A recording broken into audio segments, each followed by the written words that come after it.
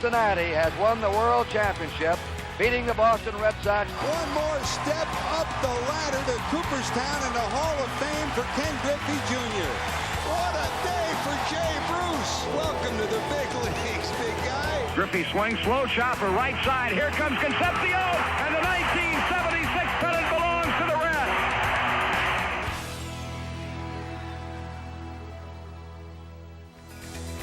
Reds Classic Rewind is presented by your Cincinnati Northern Kentucky Honda dealers. From the Reds Hall of Fame and Museum at Great American Ballpark, this is Reds Classic Rewind. Let's turn the clock back to October of 1970 and Game 4 of the 1970 World Series between the Cincinnati Reds and the Baltimore Orioles. What was significant about this game? Well, it's the oldest known complete game telecast of Reds baseball still in existence. Now, this is the NBC International feed, and it was recorded in Canada and recorded in black and white. Really neat to see a game in black and white again, and look how youthful the Big Red Machine looked. Guys like Tony Perez, Johnny Bench, and Pete Rose. This would be the first of what would be 4 World Series appearances in a 7-year span for the Big Red Machine. Back in 1970, a spectacular year for the Reds. They won 102 games in the regular season, then took 3 straight from the Pittsburgh Pirates to make it to the World Series. The Orioles, led by the former Red Frank Robinson, Brooks Robinson at third base, and that spectacular pitching staff, had a season that was just as good. They ended the year on an 11-game run. Then they took 3 in the American League Championship Series and the first 3 games of the World Series. That meant the Orioles had won 17 in a row, and it was do or die for the Reds and Sparky Anderson. Well, pitching for the Reds, because of all the sore arms and injuries, Sparky has to turn to Gary Nolan, the Game 1 starter, to pitch again in Game 4. It was a tall task, as he would be going up against future Hall of Famer and Game 1 winner Jim Palmer. All right, let's head to Memorial Stadium in Baltimore for Game 4, the 1970 World Series, and the great NBC duo of Kurt Gowdy and Tony Kubek. They are joined by Orioles announcer Chuck Thompson. But first, here's the PA announcer with the starting lineups. Good afternoon, ladies and gentlemen. Welcome to Baltimore's Memorial Stadium for the 4th game of the 1970 World Series. Here are the official lineups. First, the Cincinnati Reds. Here is the manager of the Cincinnati Reds, number 10, Sparky Anderson. Batting first and playing center field, number 28, Bobby Tolan. Batting second and playing right field, number 14, Pete Rose. Batting third, playing third base, number 24, Tony Perez. Batting fourth and catching for Cincinnati, number 5, Johnny Bench. Batting fifth, playing first base, number 23, Lee May. Batting sixth, playing left field, number 25, Bernie Carbo. Batting seventh, playing second base, number 19, Tommy Helms.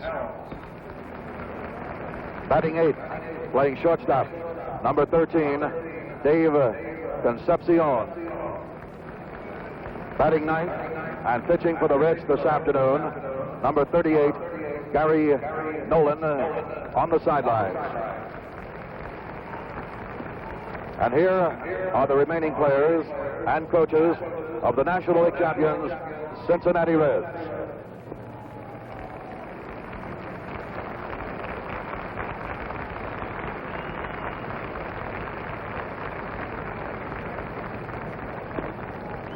Now, for the Baltimore Orioles, here is the manager of Baltimore, number 4, Earl Weaver. Batting first, playing left field, number 9, Don Buford. Batting second, playing center field, number 6, Paul Blair. Batting third, playing first base, number 26, Boog Powell. Batting fourth, playing right field, number 20, Frank Robinson. Batting fifth, playing third base, number 5, Brooks Robinson. Batting sixth, catching for Baltimore, number 10, Elrod Hendricks.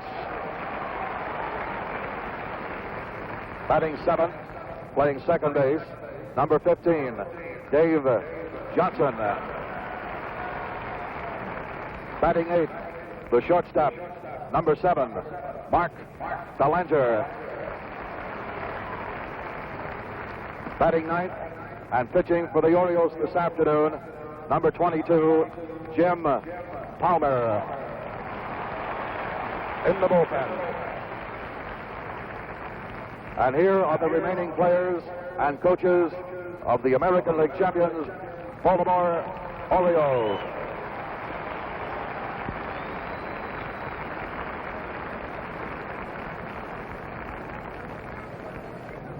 The honor of throwing out the first ball today goes to a man who has spent 40 years in baseball and distinguished himself at every level. Joe Cronin, a great shortstop with the Senators and Red Sox, a Hall of Famer, a manager with the Red Sox. He won a pennant there, pennant in Washington, general manager with the Red Sox, now president of the American League. Casey Stengel. Weather a little warm for Casey today in his shirt sleeves.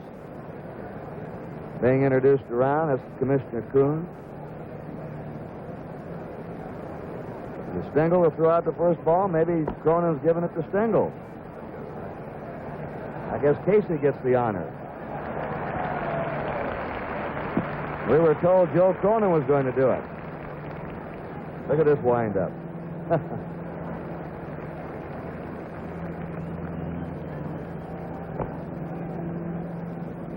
Ellie Hendricks, the Baltimore catcher, received the pitches.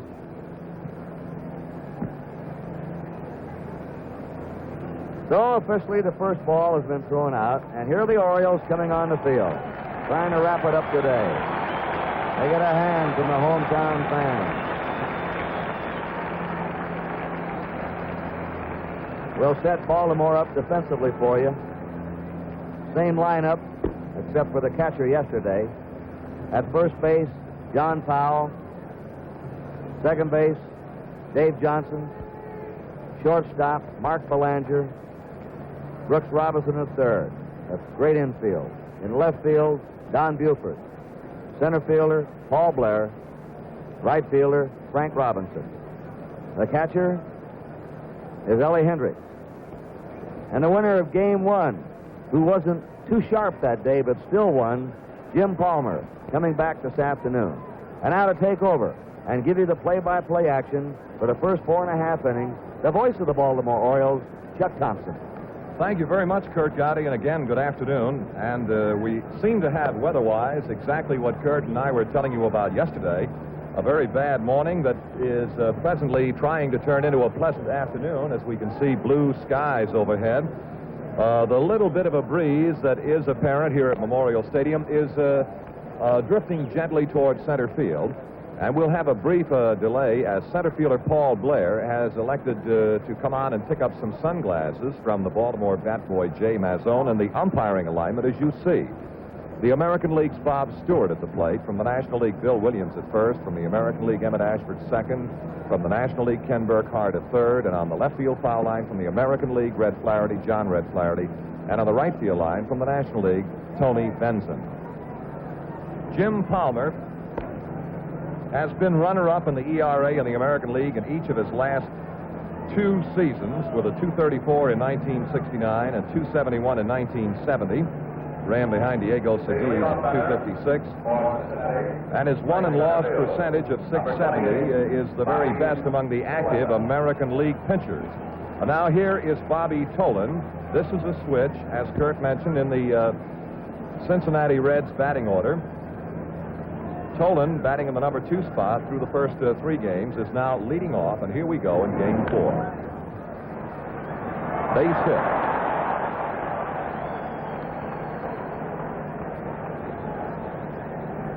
For Tolan, that will be his 4th World Series hit.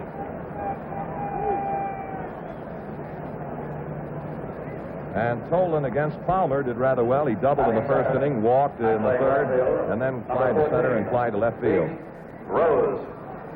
Now Pete Rose, batting in the number 2 spot, has 2 base hits and 11 trips this season. That base hit by Tolan, opening up the 4th game, now gives him an 8-game hitting streak. Out of play, strike 1 to Pete Rose. Rose against Jim Palmer in the opening game. Bounced out twice to short, reached on catcher's interference, slide to center and walked.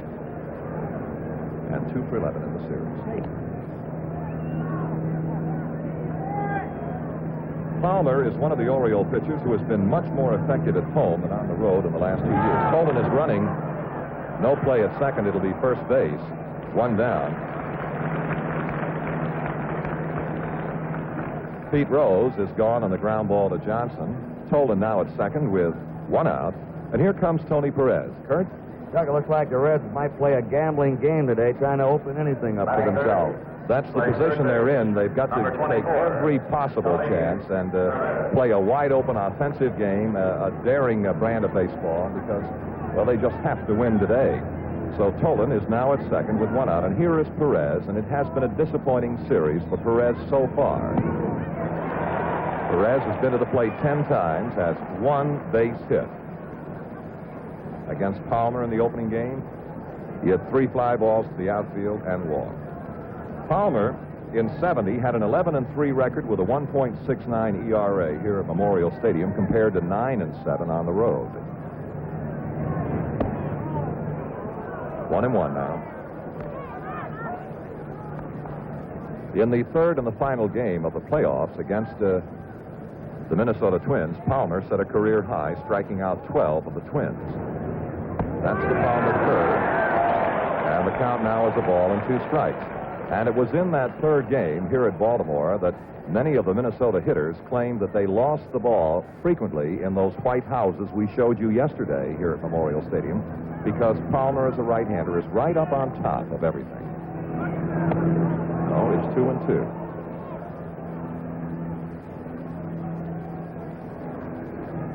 Kurt? Wonder if he had his pancakes this morning. You can, if you're a wagering man, you can bet just about everything you've seen that he has had them this morning. Out of play.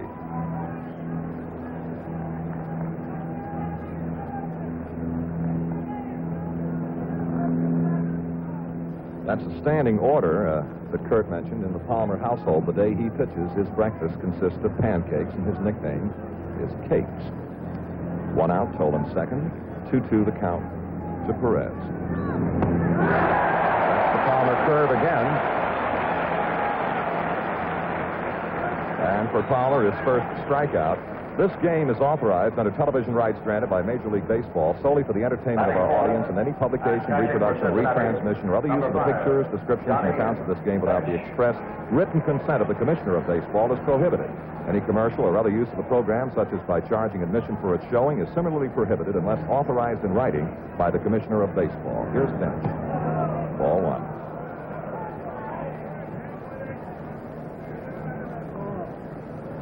Bench in the series. 2 hits in 11 trips. And one of those 2 came against Jim Palmer to drive in the first run of the 1970 series. 2 balls, no strikes.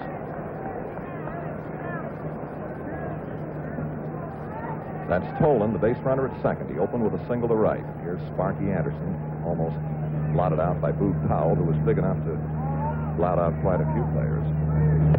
3-0 now. This is an indication. If Palmer has difficulty this afternoon against the Reds, this is something that you will see a good bit of. Normally, when he does not have his good stuff and is not pitching up to form, he has a lot of difficulty getting the ball down. He is now 3 balls and no strikes to Johnny Bench with 2 out and Tolan at second. Well, let's see if it's in or out of play. Boog Powell.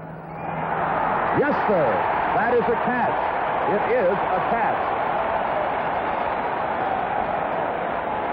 Now it's finally Boog Powell's turn to turn in a good play in the infield. This foul ball, a double chance at it. The big fella on top of the dugout pops out of his glove up in the air quickly with a bare hand. Baltimore's made 5 errors. Cincinnati hasn't made an error in this series, but Baltimore's been the top fielding team. And so at the middle of the first inning, the score is Cincinnati 0 with Baltimore coming to bat. Well, quickly a look at the Red defense at first base, Lee May, and at second base, Tommy Helm.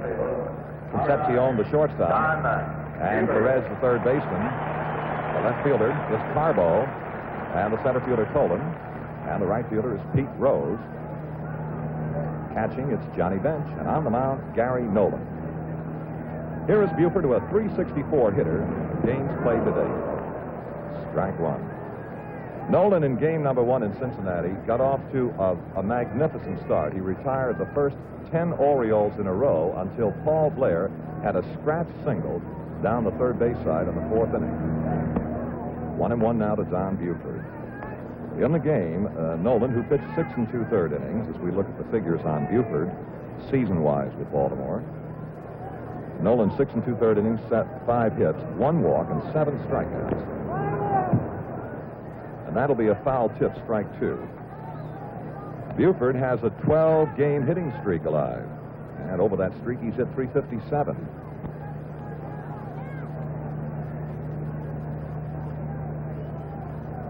This will be a 1-2 pitch to Buford. 2-2 now. Gary Nolan was born in Herlong, California, now lives in Oroville, California. 5th year in the pro ranks. Started in the Cincinnati organization in 1966, and he and Palmer, as you know, have had physical difficulties in their past. 2-2. 3-2 now.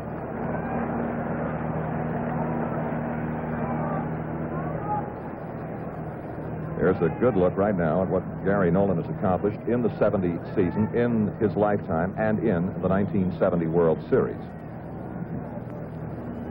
3-2 to Buford.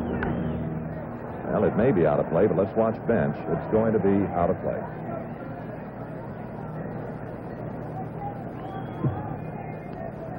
Now, there are 6 California-born players in this series.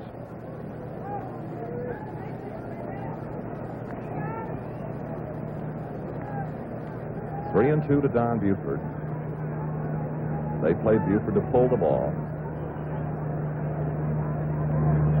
And he's on to the wall. Buford reaches with a base on balls, and now here is the man who has just suddenly come to life after a very dismal 3-game playoff series against the Minnesota Twins when he managed to scratch out but 1 base hit. He has come on in the World Series against Cincinnati to show 6 hits in 12 trips to the plate, including a double and 2 runs batted in. Now Lee May will hold with a base runner Buford at first base.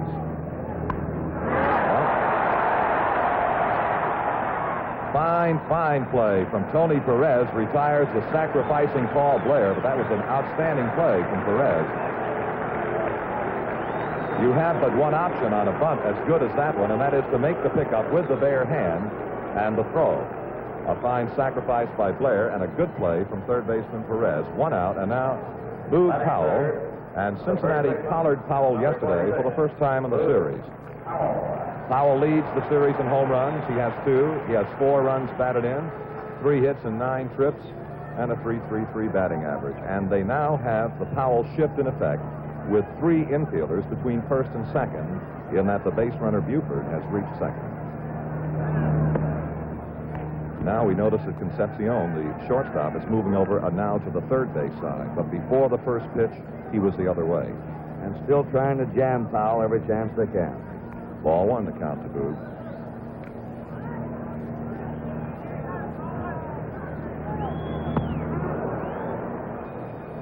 One and 1. Powell, against Gary Nolan in the opening game, hit the 2-run home run in the 4th inning that got Baltimore on the scoreboard. That was his only hit against Gary Nolan. And yes, it was an opposite field home run. Just got into the left field corner. 1-1 to Powell. 1 and 2. And again, as Kurt pointed out, they keep the ball in on Boog. That is the way to be successful But it's been pointed out many times, if you miss a little bit and then get the ball out over the plate, it can cause problems.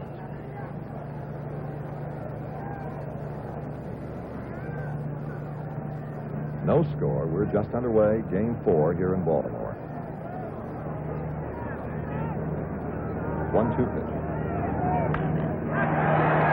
Fine play by May. He's going to the bag. The unassisted put out. Down to third base goes Buford on the play. A good play from first baseman Lee May to retire. May's had an excellent World Series. He's fielded very steadily at first, made a couple of good plays.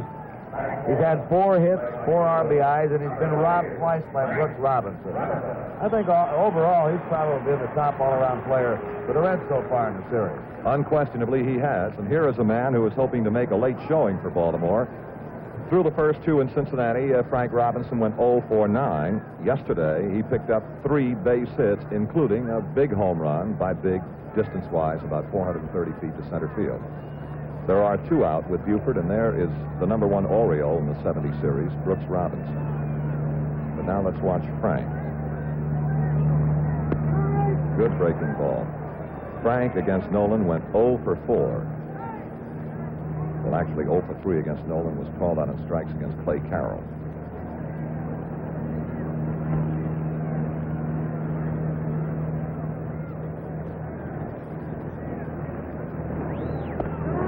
Another good breaking pitch from Gary Nolan, 0-2. Fine breaking stuff. And Earl Weaver is saying something to the plate umpire, who is the American League umpire Bob Stewart. Apparently he felt that pitch didn't have as much of the strike zone as Stewart felt. So Frank now is in the hole, 0-2. Buford third and 2 out.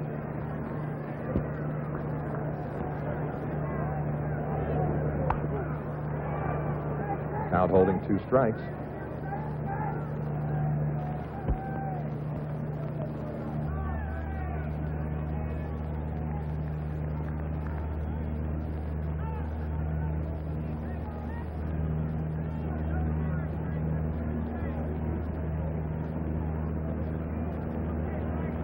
Again, a 2-strike pitch to Frank Robinson. 2 out, Buford third. He's out. Strike 3 called.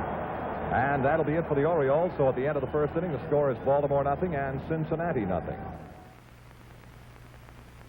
The very capable coaches for the Cincinnati Reds at third base, Alex Grammas, and at first base, one of the big men. What a hitter he was in his time, Ted Kluszewski.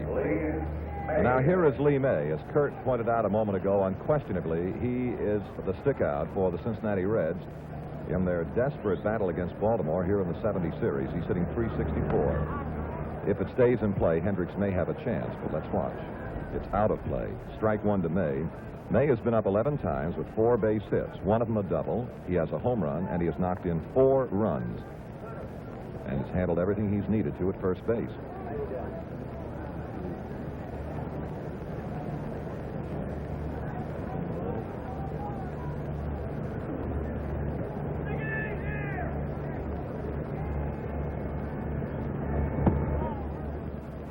One ball, 1 strike now to Lee May. May against Palmer in the opening game singled in the first inning and hit a home run in the third. 2-1 now to May. A 2-run home run at that.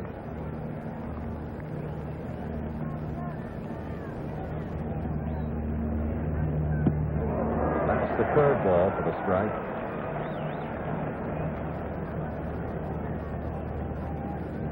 Palmer is a power pitcher. He's got a very, very good fastball, the 2-2, ball 3.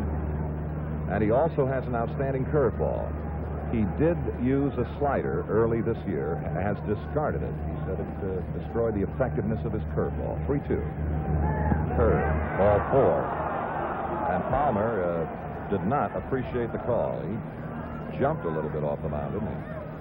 And here's the story on Palmer. In 1970, for the first time in his career, a 20-game winner. And his lifetime stats are there also. And the story on his efforts in the 1970 World Series. Kurt? He had trouble getting to that 20 mark, didn't he, in September? He did. He really did. It got to be quite a thing. I think his 4th shot at it, he finally made it, Kurt. But it looked like he was just not going to be a 20-game winner. this year. Here is Carbo.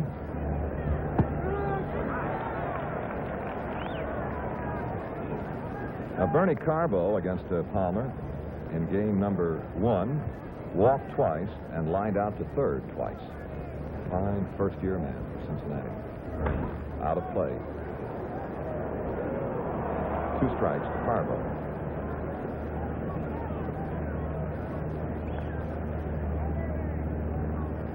Carbo has also made a pinch hit appearance in the series. He is 0 for 3. Leadoff walk to Lee May. No score, top of the second. 4th game. Baltimore leading 3-0. Palmer curve gets Carbo. Strikeout number 2. 1 out in the inning. And now the very steady and very capable Cincinnati second baseman, Tommy Helms. And at the plate, Tommy is hitting 167 in the series. 2 hits in 12 at-bats. And that's what he did for the Reds, leading them to the National League Championship.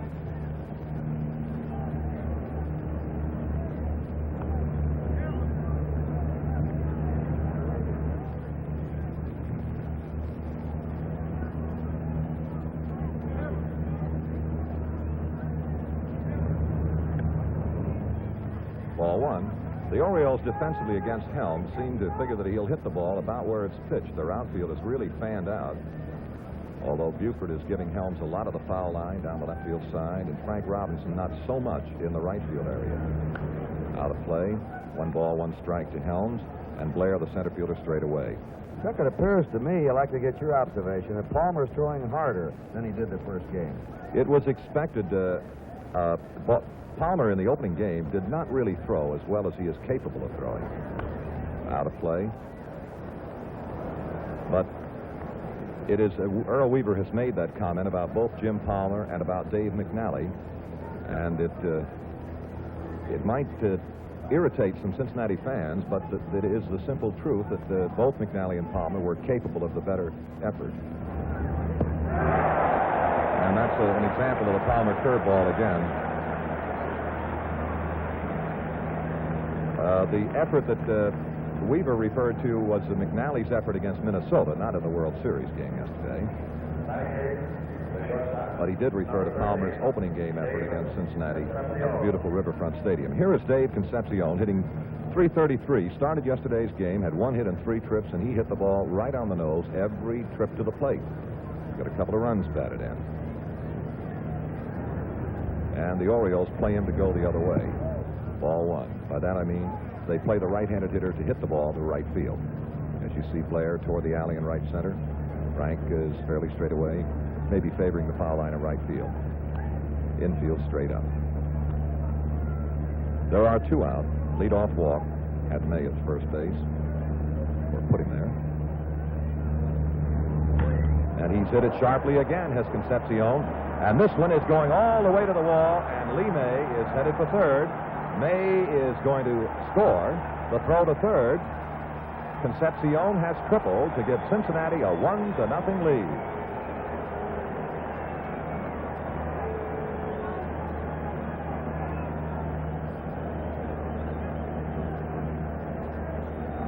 He handles that bat to right field. As Chuck said, he hit it right on the nose yesterday to right. They put him in there to get more punch in the lineup. He out-hit Woody Woodward about 40 points during the season. An example of how sharply the ball had to be hit. Not very often will you see that type of a drive get by Paul Blair, the Orioles center fielder. Now here is Gary Nolan.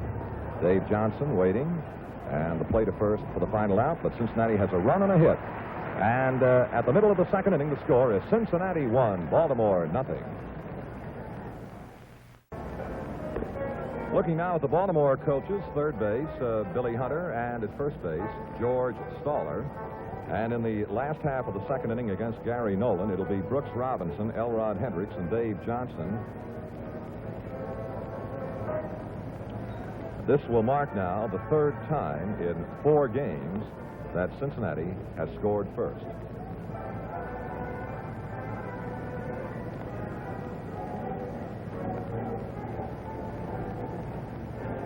Brooks Robinson having the great World Series, not only at the plate with 4 hits and 12 trips and a .333 mark, but incredible defensive plays. And he will get quite an ovation when the announcement is made. We'll listen. Batting fifth, playing third base, number 5, Brooks Robinson.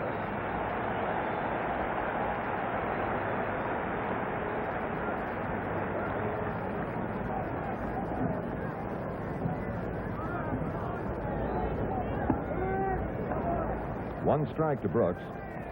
Hit the winning home run Saturday, a tying single Sunday, a pair of doubles yesterday, and no one will ever forget the defensive efforts. 1-1.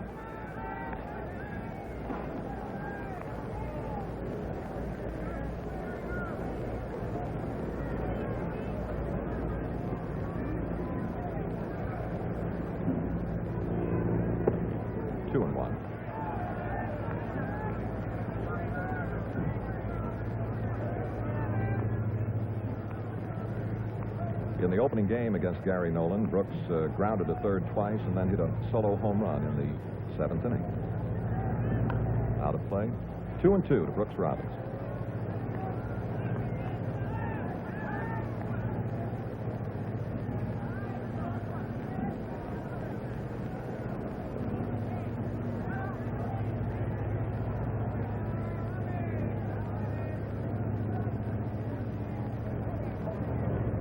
Look into the Oriole dugout. The end of the line is Earl Weaver, Booth Powell, Jim Palmer, Mark Belanger.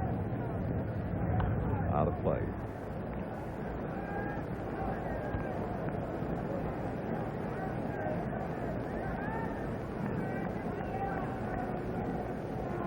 On deck hitter is Elrod Hendricks. A very solid surprise in this series. Foul ball.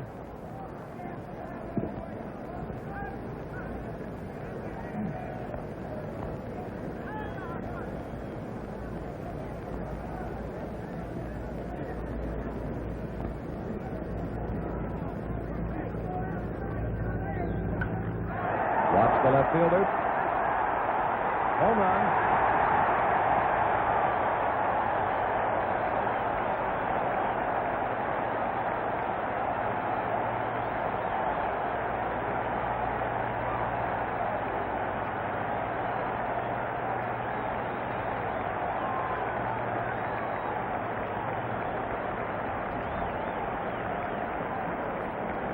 Brooks Robinson, not a big home run hitter, but he'll hit 18, 20, 25 during a normal year. He hit 18 this last year, and he's now taken the lead in this World Series in RBIs. He's knocked in 5 runs. That is his third lifetime series home run, and here is Hendricks, second baseman Helms. 1 gone. This 1970 World Series will be seen via satellite in Puerto Rico and Caracas this year. It will also be seen in Taiwan, China for the very first time and heard in the Chinese language. The series will also be seen in Canada, both English and French, Mexico, Venezuela, Colombia, Costa Rica, Bermuda, Panama, Virgin Islands, Brazil, and the Philippines. And service personnel in almost every corner of the earth can hear the broadcast via American Armed Forces radio service. And a strike 1 to Johnson. He's had 2 hits in 8 trips in the series, hitting .250. One of the 2 hits, a double. Tie game, 1-1. And that now is the count. 1 ball, 1 strike.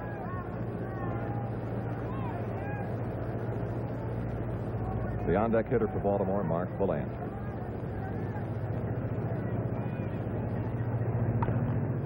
Nolan, Demay, and 2 down.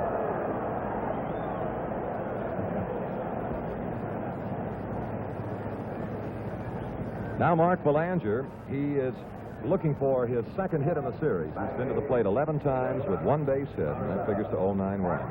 Kurt? Sometimes they have too much to think. I have too much time. Right.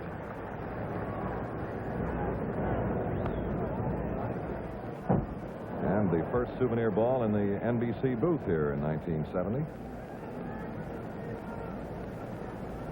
Just a little confusion. Gowdy and Thompson play these foul balls the same way, under the table. 1-1 to Belanger.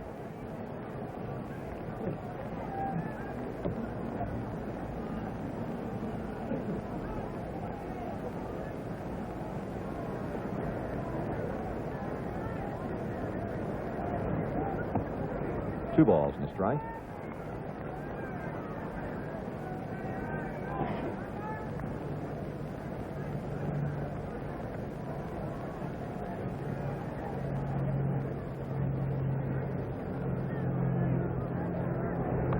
Out of play.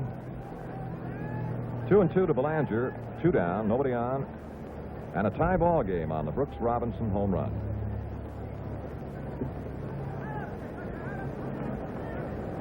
On deck, Jim Palmer.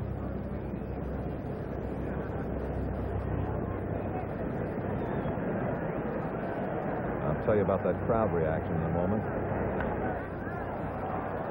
Well, the center fielder, Tolan, should make the play. And does. A run on a base hit, and so at the end of the second inning, the score is Baltimore 1 and Cincinnati 1.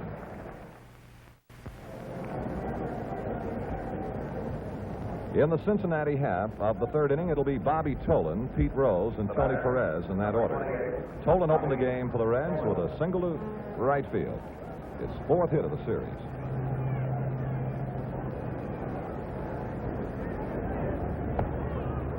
Ball 1 to Bobby.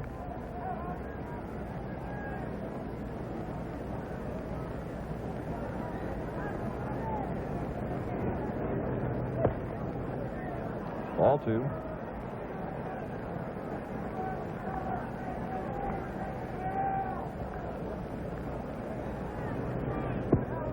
Ball 3.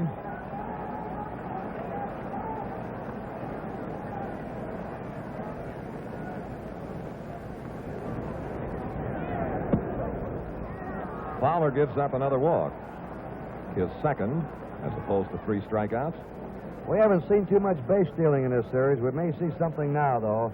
The boy at first, Bobby Tolan, led the majors in stolen bases. It's a tie game, 3rd inning. And now here is Pete Rose, who bounced to the second baseman in the first inning, but Tolan was running on the pitch, and he reached second. Paul Blair going to try to cut it off, and he's there. Tolan will go to third. And the Reds have him on the corners with nobody out.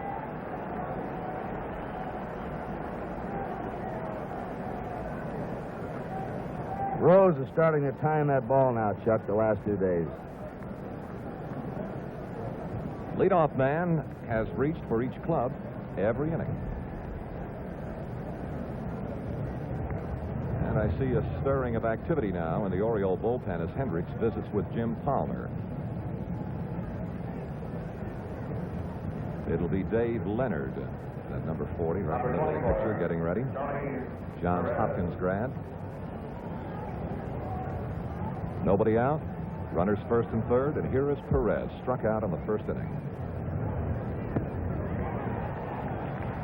The Palmer fastball.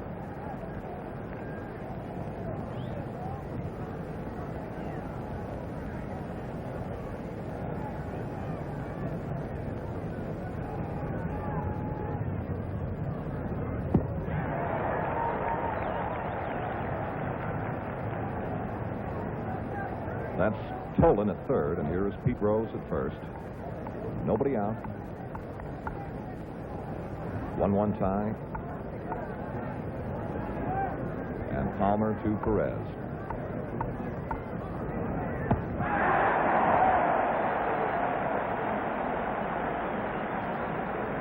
Four strikeouts for Palmer.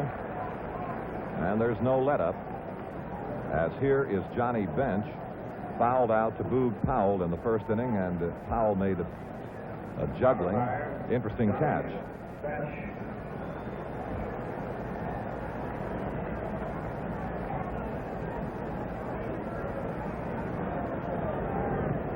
Ball 1. You know, Chuck, so far, the Orioles have taken care of Perez and Bench. Perez now is 1 out of 12. Bench is 2 out of 12. They're 2 big power men. Looks like it burst loose any moment. Well, let's see if it stays in play. It appears to be out of play. And it is. 1-1.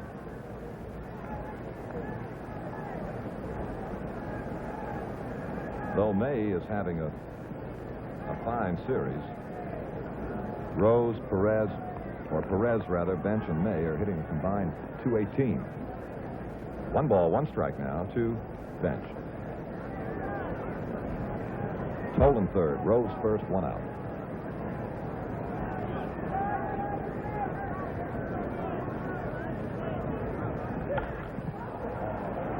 Well, Belanger, the shortstop, watch Tolan at third. Here's Belanger, and he starts home, and Belanger's throw stops him.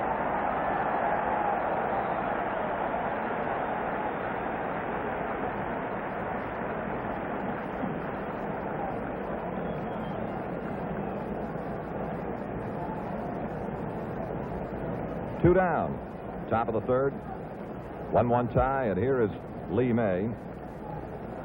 Lee with 4 hits in 11 trips. Walked in the second and scored all the way from first on the 2-out triple by Concepcion.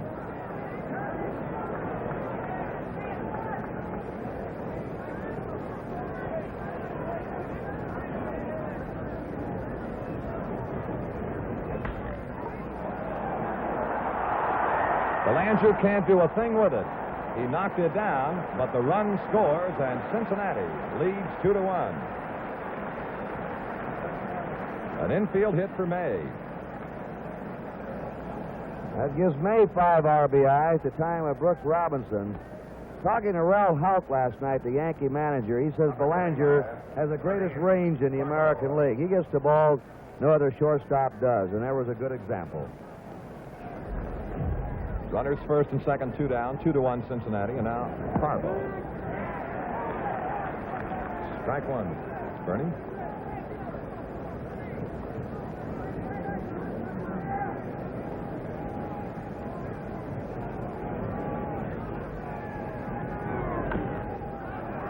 Brooks Robinson going to third for the force that ends the inning.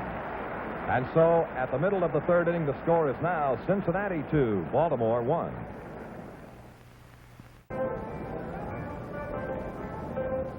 Well, a good look in from the center field area here at Memorial Stadium in Baltimore, where 51,700 plus saw the third game here yesterday afternoon, and it looks as though they have the same crowd this afternoon, and Jim Palmer to lead off. Palmer has been to the plate twice in this. Check that 4 times in this series without a base hit. Pitching for the Orioles, number 22, Jim Palmer. On the year, that's the way you work at the plate. Ball 1.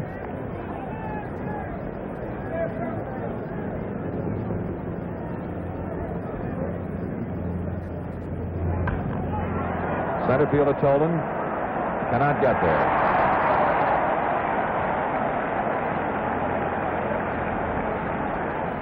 So pitcher Jim Palmer has Baltimore's second hit. Temperature in Baltimore this afternoon will reach the middle 70s. Number 9. We'll have scattered clouds with us, intermittent sunshine. And now Don Buford. He walked in the first inning.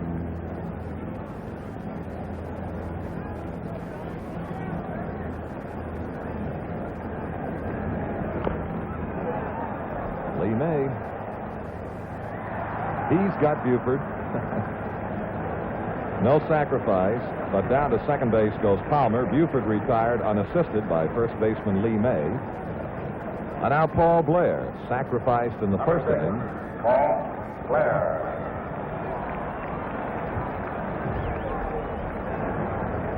Pretty good figures for a young man who spent 3 weeks on the disabled list after a very unfortunate accident. He was struck in the face by a pitch thrown by Ken Tatum.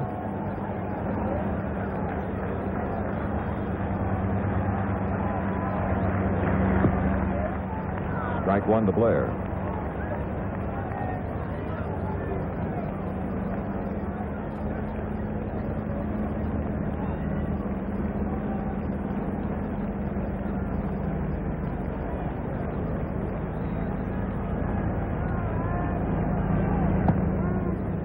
And 2.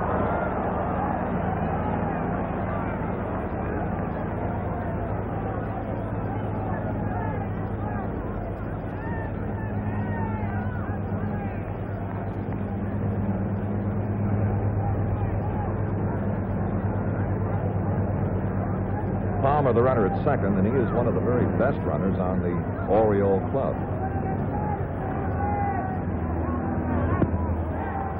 1-2.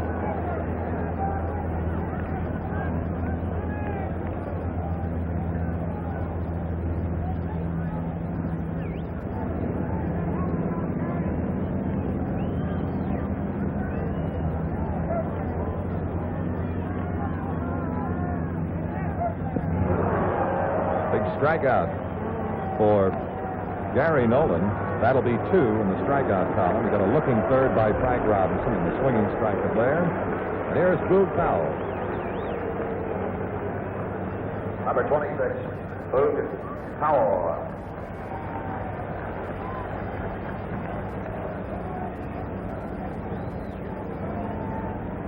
Chuck, this wind has suddenly come up. We have a breeze now blowing toward right field in favor of a left-handed batter.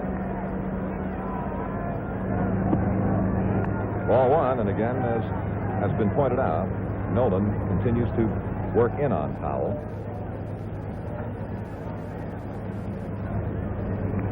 Palmer opened with a single, took second on Buford's infield bounce out, stayed there as Blair struck out.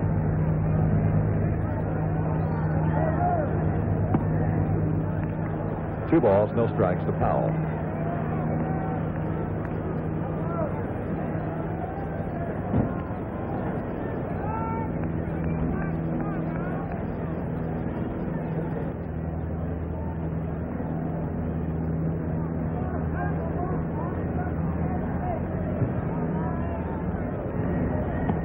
Three and 0 to Powell.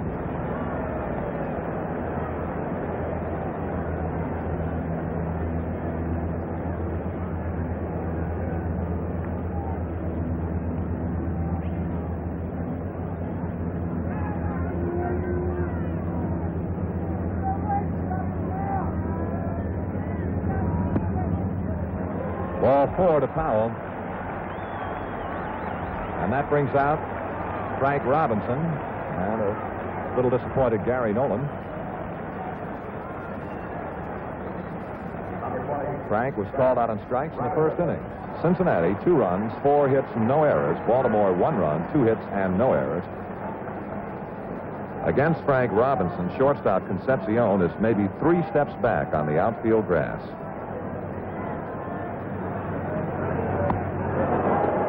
One strike. That's the way Dave has intended to play Frank Robinson. The rest of the infielders are just normally beat. Time is called. Pat Corrales is on his way down to the Cincinnati bullpen area, so we'll wait for the gate to open.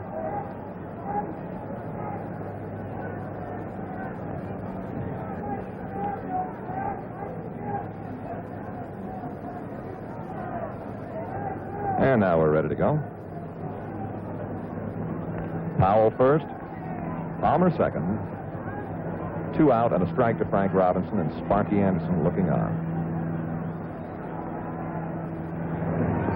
1-1. Good quick pickoff from the bench. This is Don Gullett throwing in the Cincinnati bullpen. And Clay Carroll is also out there. The count is 1-1 to Frank Robinson. 1-2 now on the check swing. And Earl Weaver. Showed you Gullett, now you see Clay Carroll.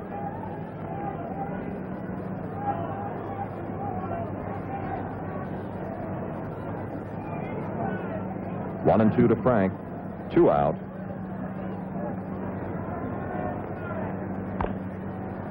Count holding 1-2.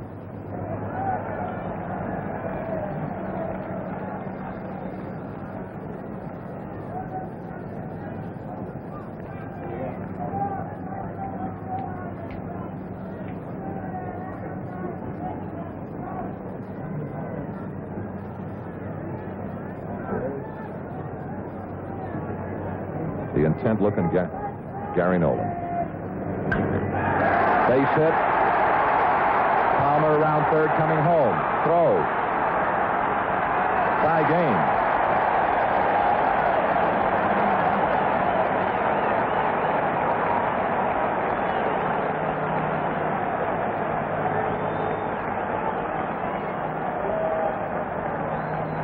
Well, Frank Robinson, who went 0 for 9 in the first 2 games,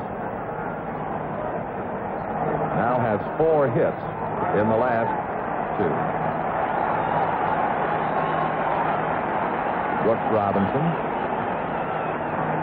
homered in the second. Ball 1.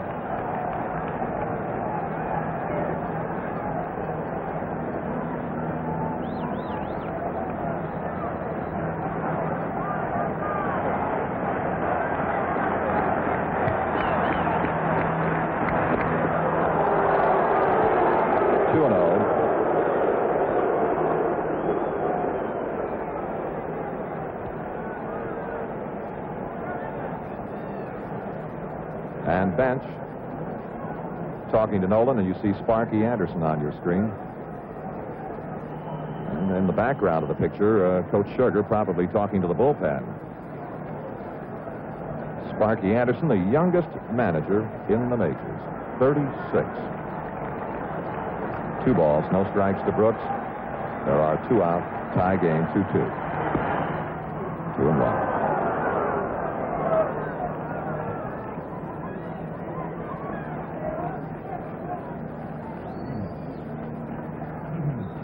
The Reds scored first, top of the second. Baltimore tied it in the bottom of the second. Cincinnati went in front 2-1 in the top of the third. Baltimore is tied here in the bottom of the third. Base hit.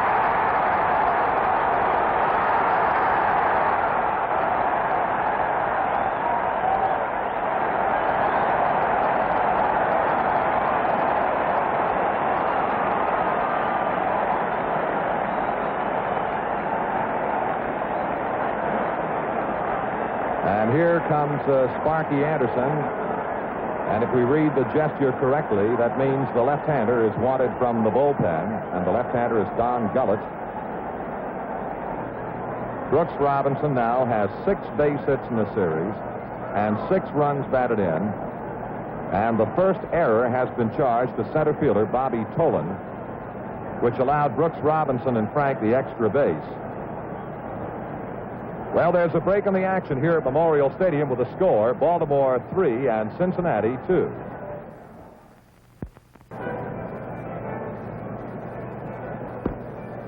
Well, Gary Nolan has lifted after going 2 2/3 innings.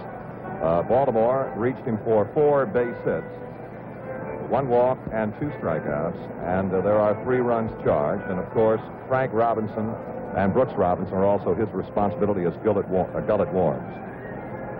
Ty Trainer, 71 years old, was voted year before last the greatest third baseman of all time. Lefty Grove yesterday, interviewed by Tony Kubek, said they were both even. So we called Ty Trainer today and asked him his personal observations regarding Brooks Robinson. Well, Brooks Robinson is stealing the whole World Series. He's a man in a spot that it's unusual for a third baseman to go and steal a World Series, but he is doing it.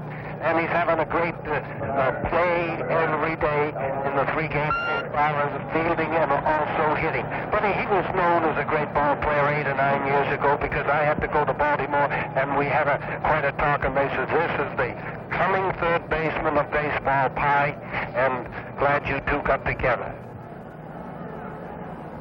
Well, here is young Don Gullett, the 19-year-old youngster from Kentucky, and a ball 1 to Elrod Hendricks. Frank Robinson third, Brooks Robinson second. Baltimore now 3, Cincinnati 2. And this is the 3rd game in which Gullett has appeared. He's been in 3 of the first 4.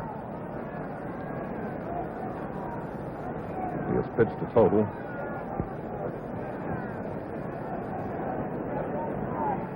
of 4 innings. 2 hits, 1 earned run. 1-1 now to Elrod Hendricks. Gullett has walked 4 and struck out 2 in his previous appearances. This youngster, just 19, only a half a year in the minor leagues. 1-1 to Hendricks. hope it stays in play. Let's see. And it is out of play. A ball and 2 strikes to Elrod Hendricks.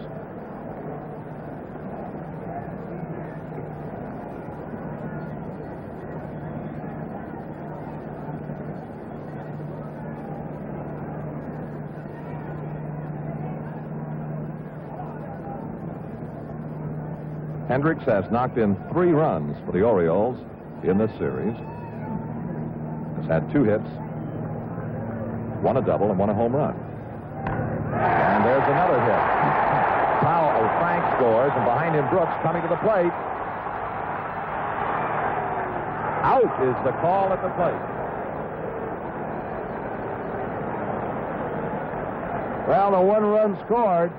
It's a beautiful strike from Pete Rose. With 2 down, they wave Brooks Robinson on in. Here comes the throw. Right on the money. Johnny Bench putting the tag on Brooks. Here's Brooks Robinson leaving second base. Waved in all the way. Trying to fade away from the tag, but can't do it. And so at the end of the 3rd inning, the score is Baltimore 4 and Cincinnati. Well, Cincinnati facing Palmer. Top of the 4th, Tommy Helms. Watch Frank Robinson. 1 gone. Well, there's a little poem on the board. Our thanks to Kurt and Chuck, to Lou and Chet, Mark, and all of the crew. If we should win, we loudly cheer, and we'll be seeing you next year. But if we lose, though there be sorrow, we'll be NBCing you tomorrow. You didn't write that, did you? I had nothing to do with it. Here's Dave Concepcion. He's been most impressive. Ball 1. Check that, a strike 1.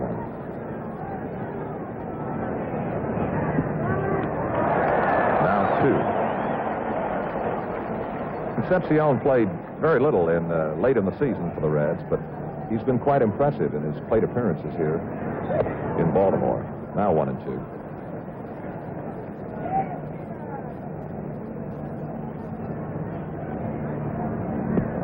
2 and 2 now. Palmer's working very rapidly, Chuck. It wouldn't surprise me they start stepping out on him a little bit. Break his rhythm. Count holding 2 and 2 to Concepcion. The only time Palmer will not work rapidly is when he's, having his problems. 2 and 2 now. Dave Johnson. To Powell for the 2nd out.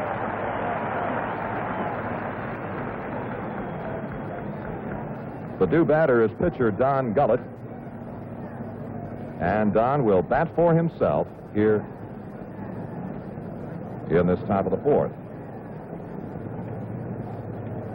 This will be his first appearance at the plate. He's been in 2 games, has not officially been to the plate.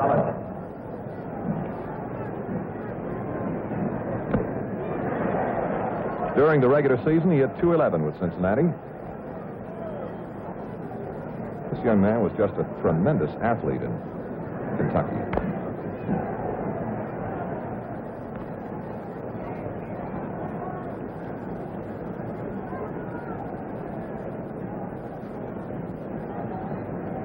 Two-strike pitch to Gullett, 2 out, nobody on. Well, that's an unusual pitch from Palmer to pick up another strikeout as 5th. And 3 up and 3 down go the Reds, and so in the middle of the 4th inning, the score is Baltimore 4 and Cincinnati 2. Reds Classic Rewind on Fox Sports Ohio is brought to you by your Cincinnati Northern Kentucky Honda dealers. Visit mycincinnatihondadealer.com for current offers.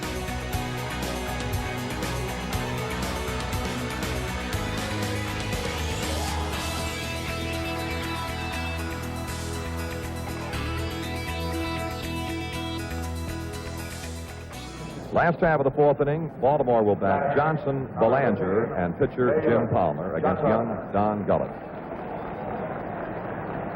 Interesting story on the success of the 1970 Orioles for you to look at right now. Strike one to Johnson. They led in that most important department, scoring runs. 109 victories a year ago, 108 this year. 1-1 now to Johnson. And so far in the 70 series, they have done nothing wrong, discounting the errors, which have not hurt them. Out of play. 1-2.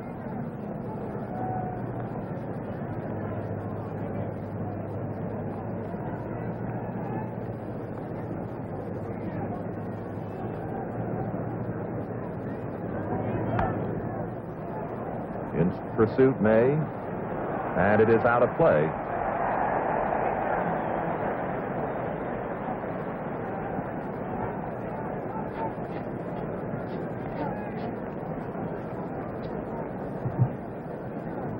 The on-deck hitter is Mark Belanger.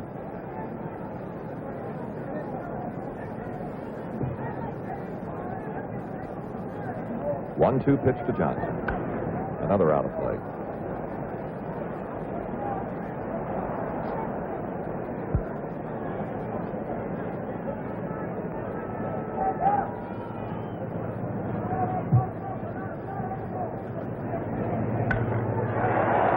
Right fielder Rose in pursuit, calling for it.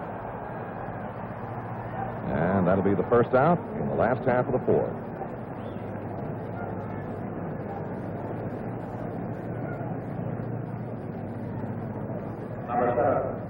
Here is Mark Belanger. Fly to center field in the second inning.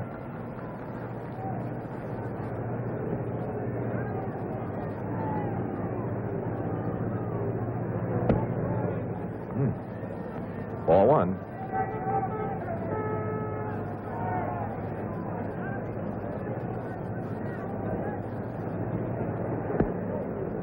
Ball two. One of the infrequent breaking pitches thrown by Gullett. When you've got his kind of a fastball, stay with it.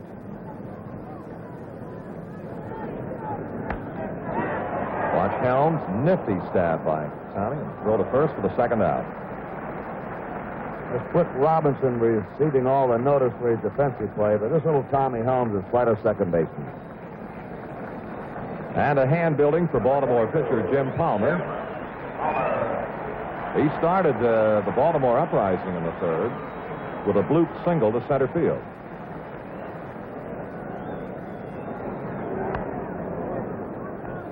Foul back.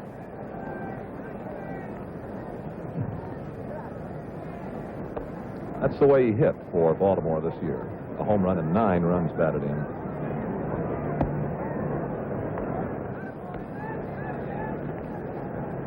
Two strikes to Palmer. 2 out, nobody on.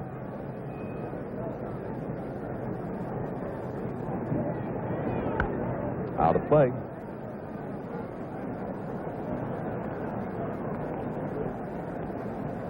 And with a count standing, 2 strikes to Palmer, Merv Retmund appears in the Baltimore on-deck circle. 2-strike pitch to Palmer. And Gullett takes care of the Orioles 1-2-3 order. And at the end of 4 innings of play, the score is Baltimore 4 and Cincinnati 2.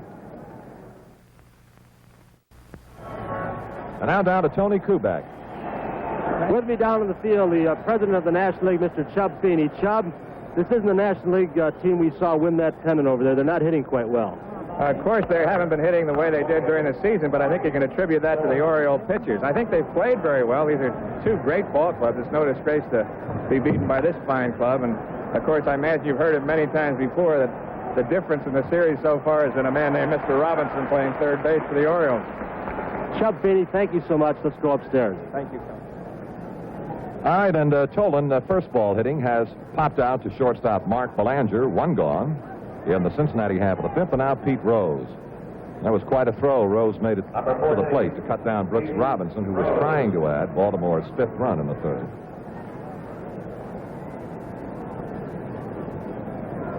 Rose 1 for 2 this afternoon.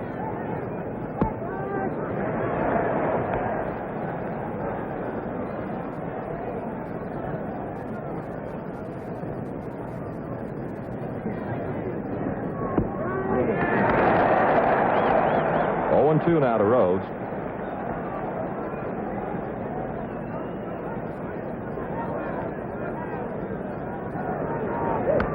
Out of play. Kind of a protective swing by Rose with 2 strikes, just trying to get a piece of anything close.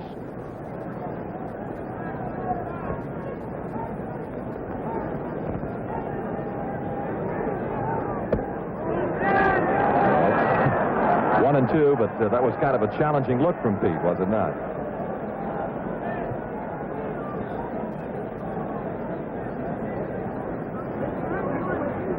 Well off the plate as a left-handed swinger. Now 2-2 now.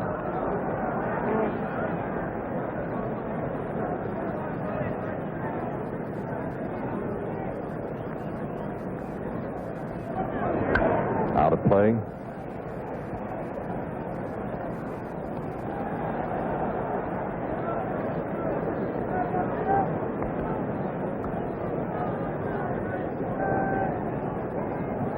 Two to Rose.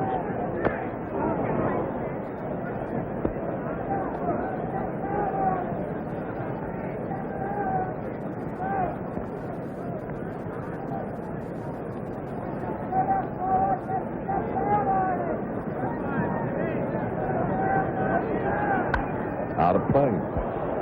He guards that plate like a tiger, doesn't he?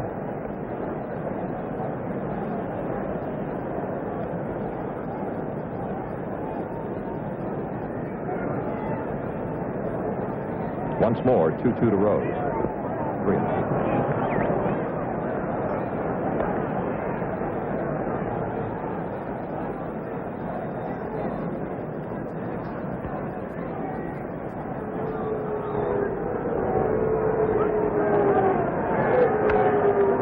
Watch left fielder Buford.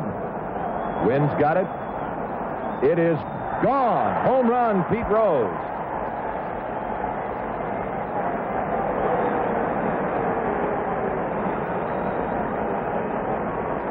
His first home run of the series.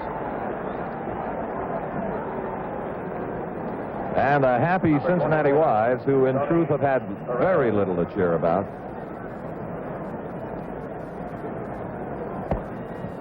Ball 1 to Perez.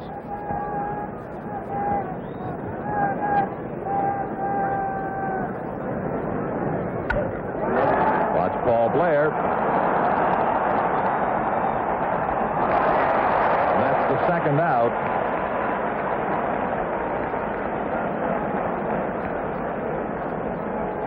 And now Johnny Bench, as the Reds battle back to make it another 1-run ball game. Baltimore 4, Cincinnati 3, 2 out, nobody on, and Bench.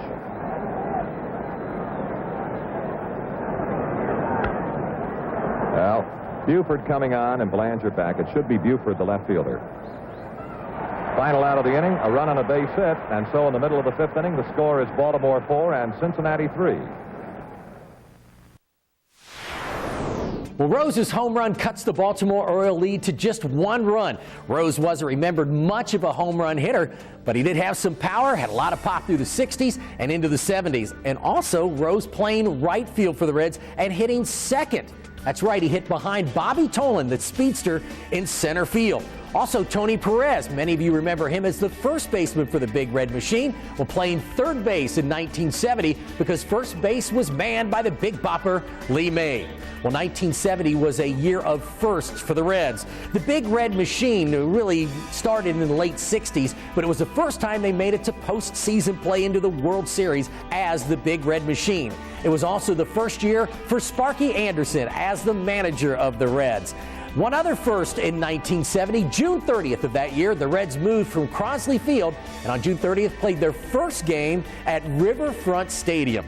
Let's head to the second half of the game. Can the Reds come back and win Game 4 of the 1970 World Series?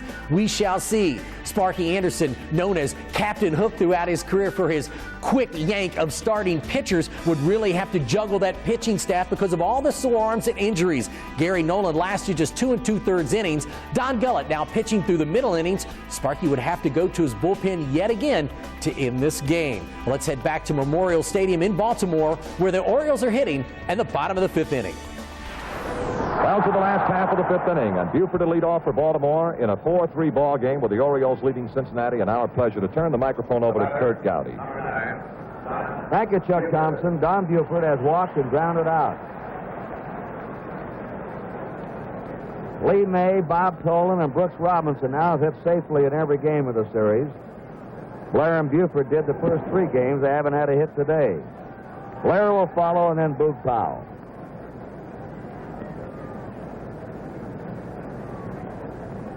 That's Blair on deck.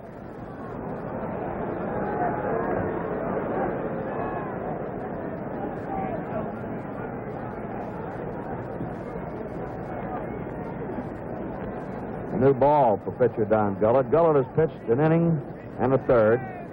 1 hit, 1 strikeout, no walks or runs. Gary Nolan charged with a 4 Baltimore runs.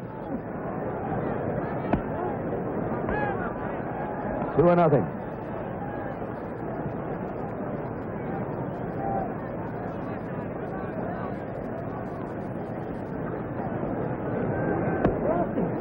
Count goes 3-0 to Don Buford. Stirring around in the Cincinnati bullpen again.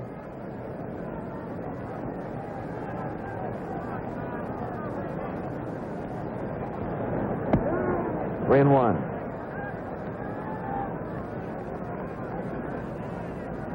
Veteran Clay Carroll is going to start warming up. He warmed up earlier. 3-2.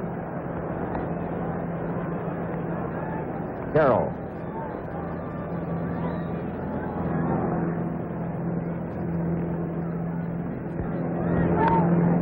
Foul back. We received quite a few telegrams disputing the fact that McNally is the only pitcher to ever hit a World Series grand slammer. But it's a fact. It's in the record book. Now, ground ball to second. Helms backed up on it, but still makes the play. 1 down.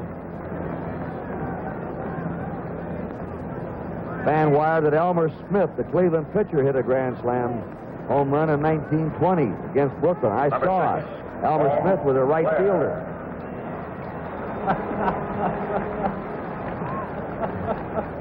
That's Powell on deck. Well, we get the devil a lot of times, Struck, and deservedly so.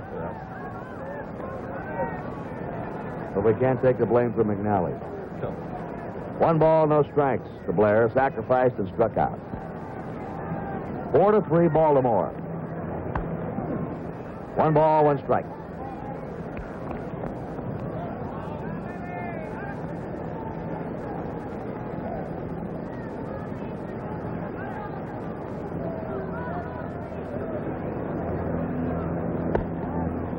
Two and one.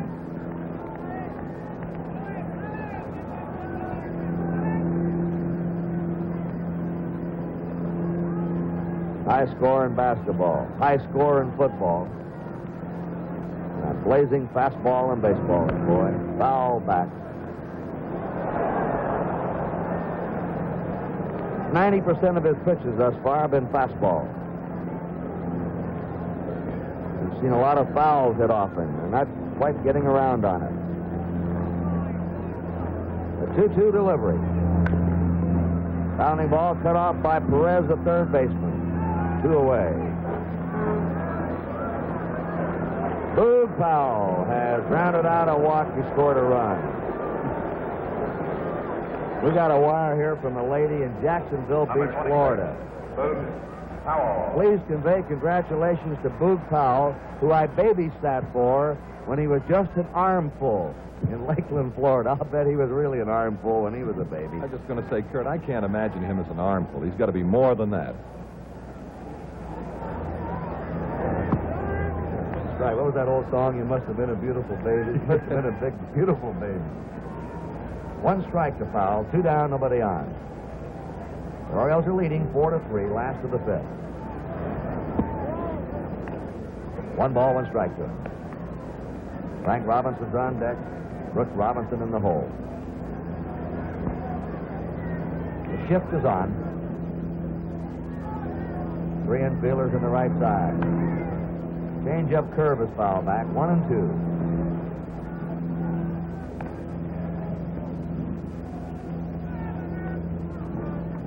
These World Series games have moved crisply. The pitchers are working rapidly.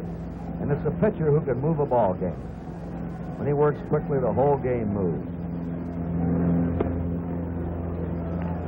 The high fastball makes the count 2-2.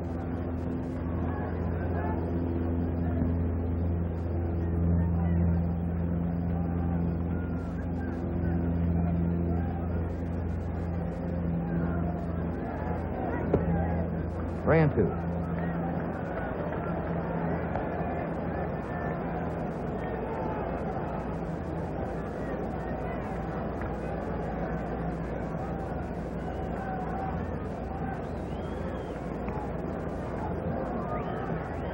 Full count. Here's the pitch to foul. Struck him out on a fastball. Second strikeout for young Don Gullett. He's now retired 6 in a row, and at the end of 5 innings, Baltimore 4 and Cincinnati 3. You're watching Reds Classic Rewind on Fox Sports Ohio.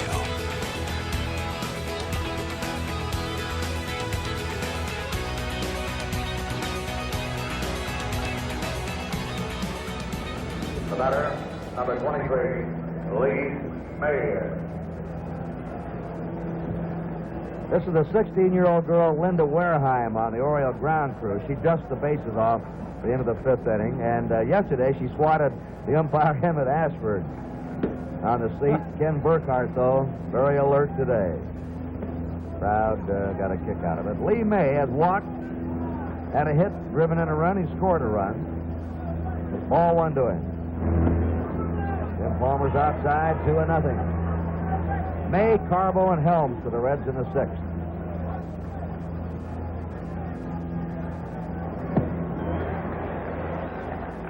Strike. The lights are on here in Memorial Stadium on this overcast day. Grounder to short. Belanger from the hole throws him out. 1 down. Rookie Bernie Carbo has struck out, hit into a force play. Looking for his first World Series hit. He's 0 for 5. Bernie Carbo. Palmer looked out to Blair, tried to wave him over a little bit, but Blair stayed in left center. Foul back. See Paul Blair in left center. Buford a shade toward the left field line. Carbo has power to the opposite field. Strike 2. He comes out of that dugout swinging, but he gets a lot of walks, too. He has a very good eye. He knows the strike zone.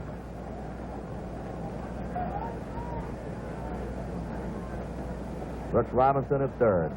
The 2-strike delivery. Struck him out on a breaking pitch. Strikeout number 6 for Jim Palmer. Tommy Helms is struck out. That's Woody Woodward warming up, which means Tommy Helms. they're getting down to the bottom of the order. They may be making some changes. Helms is struck out, flied out. Helms didn't hit for a high batting average this year, but he's the toughest player to strike out on the Red team. Struck out only 33 times all year. 2-0. Six strikeouts, 2 walks for Jim Palmer. Each team has 5 hits. 3-0 to Helms.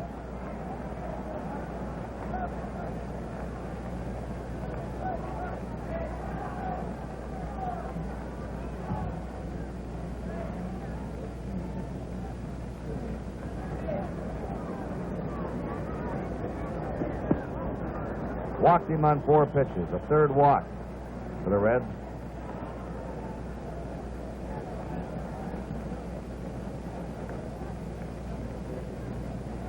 Dave Concepcion drilled a triple to right field to knock in a run in the 2nd, grounded out the 2nd in the 4th.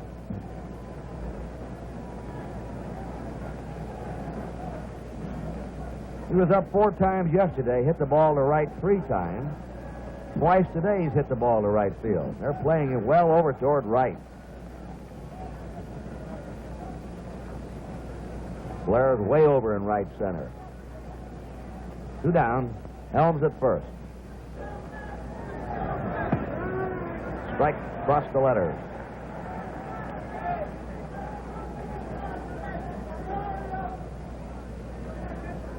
The Orioles are ahead 4-3 in the top of the 6th inning.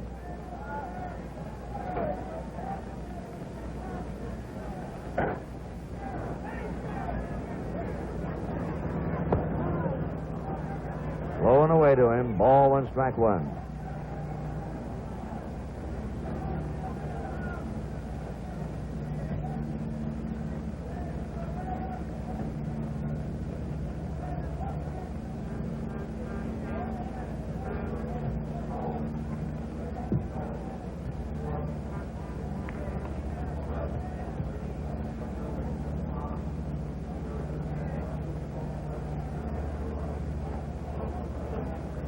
Helms on first, 2 down.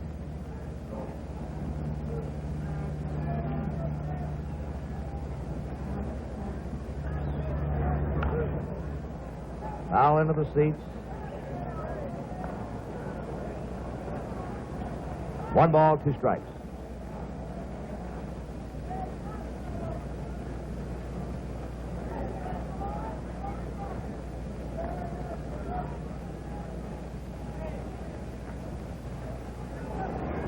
It's the curve and a line to Belanger at shortstop. No runs for Cincinnati. No hits. There were no errors. They left 1. We've gone 5.5 innings. The score, Baltimore 4, Cincinnati 3. Frank Robinson, Brooks Robinson, Ellie Hendricks for the Orioles in the last of the 2nd. If the Reds do win today, Game 5 of the World Series tomorrow starting at 12:30 Eastern Daylight Time.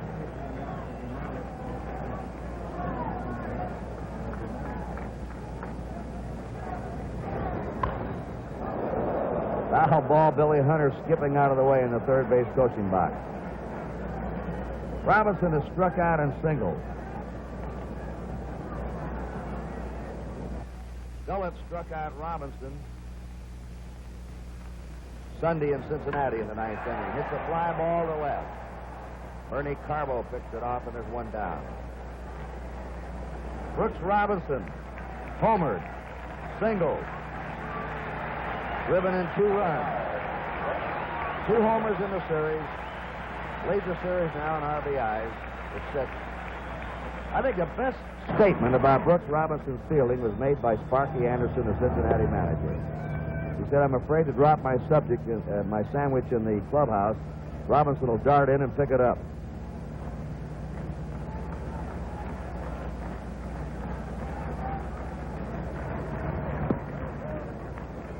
Two balls and no strikes to him. Started off as a second baseman. Robinson did. Thought he was a little bit too slow, and they changed him to third. Foul back, 2-1. He plays ping pong left-handed.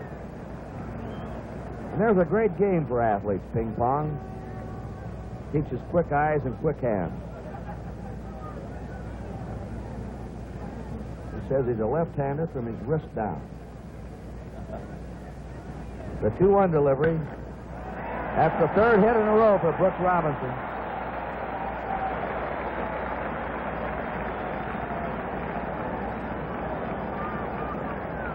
Now let's see. Now he has been up 15 times and had 7 hits, 6 RBIs. Ellie Hendricks, and a star for the Orioles in this series, grounded out a single.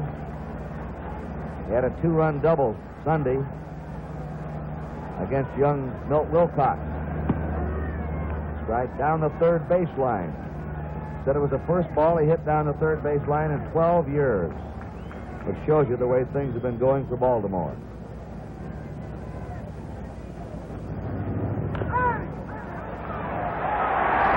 In the right field, Robinson's coming to third. The throw by Rose. He's in there, over the head, into the dugout. And over to third goes Hendricks. Hendricks has been jerking that ball to right field. He's a dead pull hitter usually. Well, we can take a look at the play again, and you talk about the good bounces. Baltimore got more than their share. That went right through there as if it had eyes. And now watch the bounce that Cincinnati's Pete Rose gets in his throw. It's off the mark a little bit, but bounced right on by and into the Oriole dugout, and that allows Baltimore their 5th run. And the error is being charged on the throw. Rose charged with the error, the second for Cincinnati in the game. Rose made only 1 error this season. It was in the first bad weather game at Riverfront Stadium. A base hit taking a high hop over Rose's glove.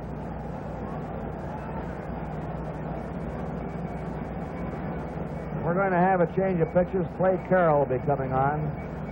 There's a break in the action here at Memorial Stadium, Baltimore. The score now, Baltimore 5 and Cincinnati 3. Woody Woodward has been inserted at shortstop. He's going to bat 9th.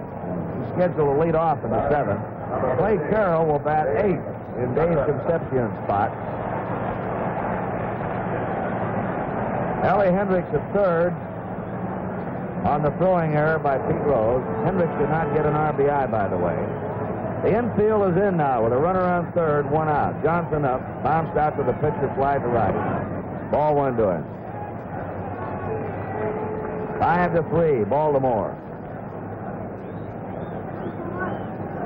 Gullett worked 2 2/3 innings, giving up 3 hits and a run.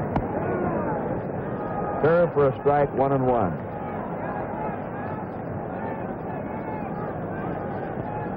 If we go to Game 5, Sparky Anderson had announced either Jim Merritt or Clay Carroll tomorrow. If Game 5 is played, it'll be Merritt now. Foul back. Merritt threw yesterday. He's had a sore elbow, their 20-game winner. Said his elbow felt much better.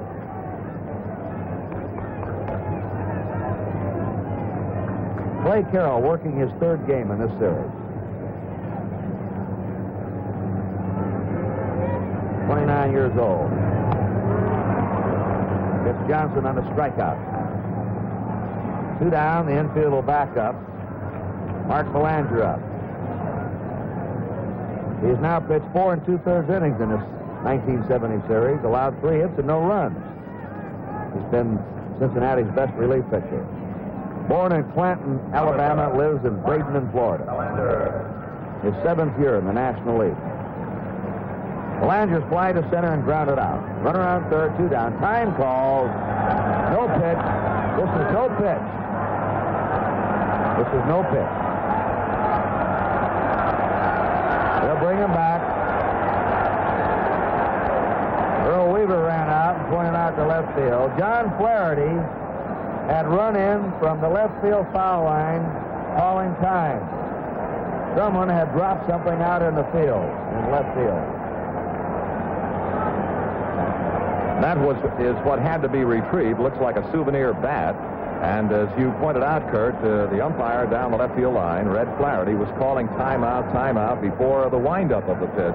And so it will be no pitch, and Belanger will get a lease on life. And it is another example of the better breaks that have gone Baltimore's way.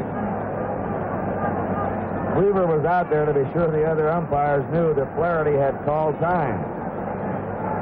He couldn't get anyone's attention. 1 ball, no strikes to Mark Belanger.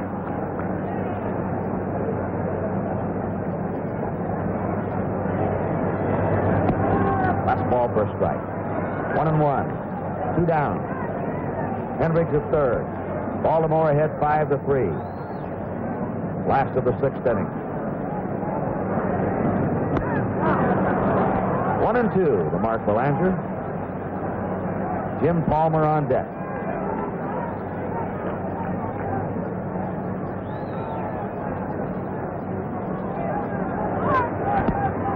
Ooh, a good save by Johnny Bench.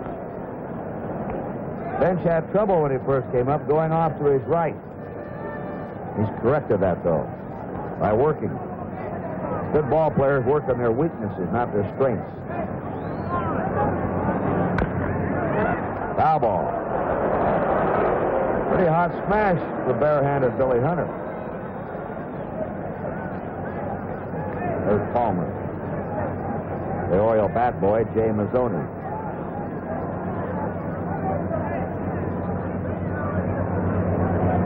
A high fly to left fielder Bernie Carbo, right in his track. 1 run for the Orioles in the 6th. 2 hits. A costly Cincinnati error. 1 man left. We've gone 6 innings. Baltimore 5 and Cincinnati 3. The top of the 7th, and those are National League fans, Cincinnati fans. In the front row is Bob Howson, the general manager. They're just a handful here today in the enemy ballpark. But they're up for the top of the 7th inning stretch. And then the park will come up in the middle of the 7th for the hometown stretch.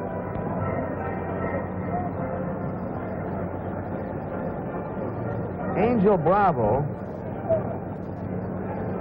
is going to bat and play for Woody Woodward. Batting for Woodward, number 22, Angel Bravo.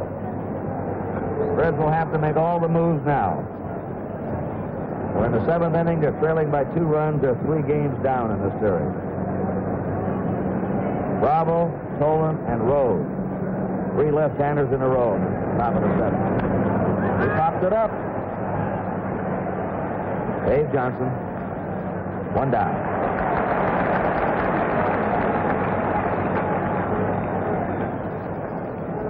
Bobby Tolan is single. Watt popped up. He scored a run. Number 28, Bobby Tolan.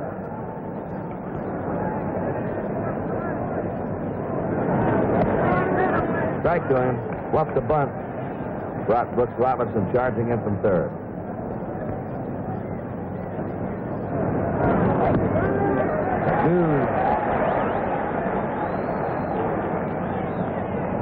Palmer struck out 6, walked 3.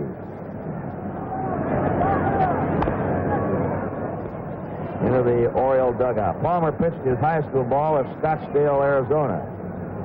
That's the spring training base of the Chicago Cubs. In a beautiful resort area.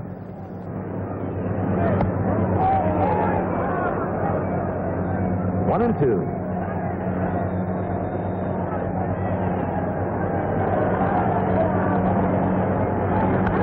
Foul away.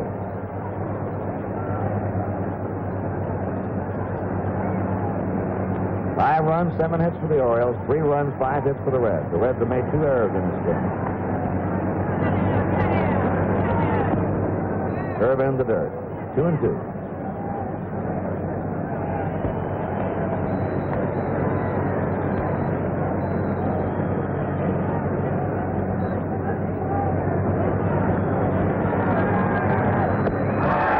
Reaching for a high one.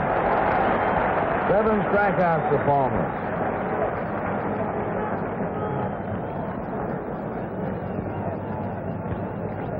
Two years ago, Jim Palmer's future was in jeopardy. Youngest player to ever pitch a shutout in a World Series, 20 years old in 1966.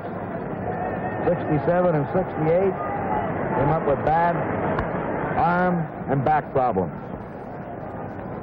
They say, Chuck, that the Orioles spent nearly $30,000 just on medical bills trying to find the problem. It was a difficult thing, and some very fine medical attention, plus a heel lift, really solved the problem. Boy, look at that slow one float over. Strike 2. Now, Palmer said when he got the bad arm and came back, he decided he had to go to some other pitches, and there was an example of one that changed of pace. Foul ball to Rose.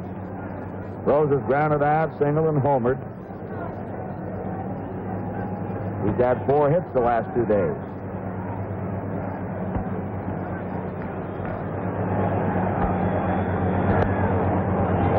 Palmer In '69, finally came back to the majors after 2 years away, and still had 40 or 50 days on the disabled list with a bad back.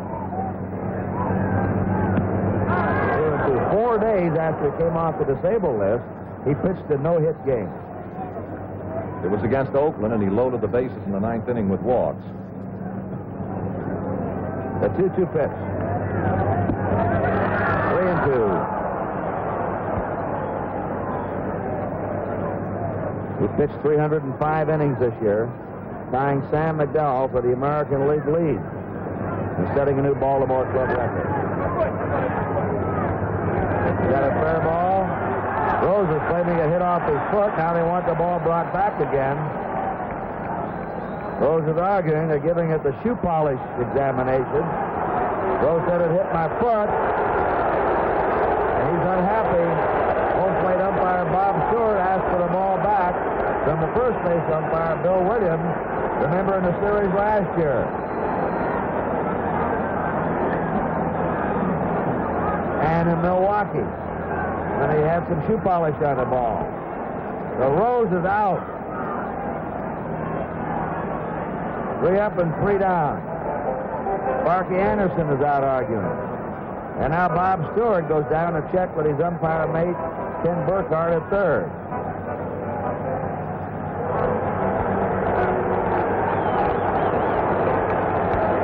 That's it.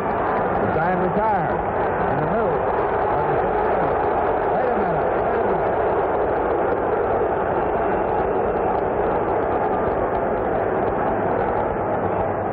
Yep, middle of the 7th inning, the score, Baltimore 5 and Cincinnati 3.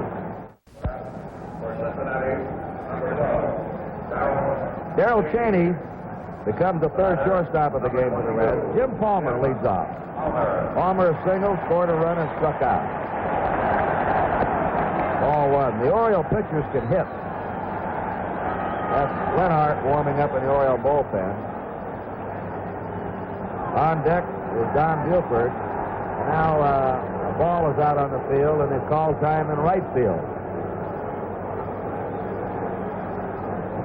In the playoffs against Minnesota, the 3 starting pitchers all had at least 1 hit in every game. The scout report by Cincinnati on Baltimore: be careful with their 3 starting pitchers. They can swing the bat. That's Mrs. Jim Palmer with the black Western hat.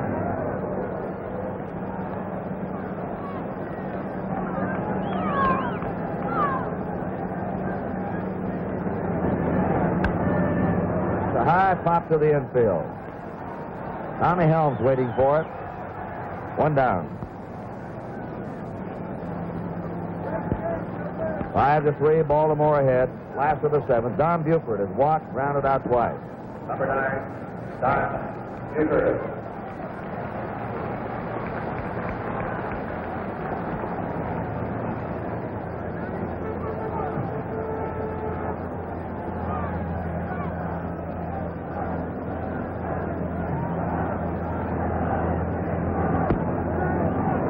Gets it over for a strike.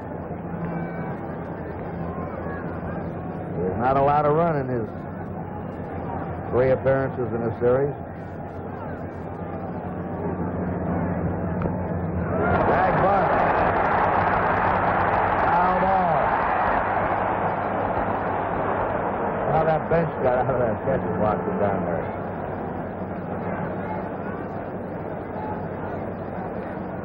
Let's take another look at this drag bunt effort by Don Buford, and look at the bench charge up the line. Carroll elects to let it roll. Bench may have been instructing him to let it roll because he had much the better angle on the play, and they got it in foul ground. The count is 2 strikes to Don Buford.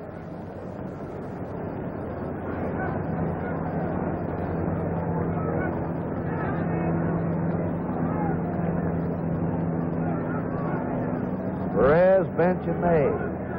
The heart of the order coming up for the Reds in the 8th. 1 ball, 2 strikes. 1 out, nobody on. That's Blair on deck. Pulled him on a curve, throw down to first, strike out for the pitcher, an assist for the catcher, and a put out for the first baseman. 2 down. Carroll's 2nd strikeout. Blair has sacrificed, struck out, grounded out. Well, it was interesting. Mickey Mantle before the game, Chuck, made a prediction a year away. He predicted the Orioles and the Reds will be meeting in the World Series again next year. I'll tell you, there are a lot of people in Baltimore that hope that Mr. Mantle's prediction is absolutely right. I suppose the same in Cincinnati. Right. The Reds are a young team. They average 26 years of age. Baltimore averages 29 years of age. So I don't believe the Reds have a player 30 years old in their starting lineup.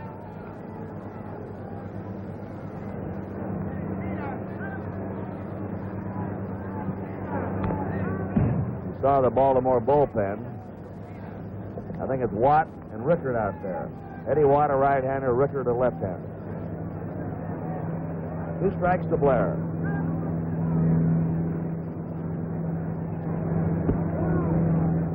One and 2. 5-3 Baltimore. Last of the 7th. On deck, Boog Powell.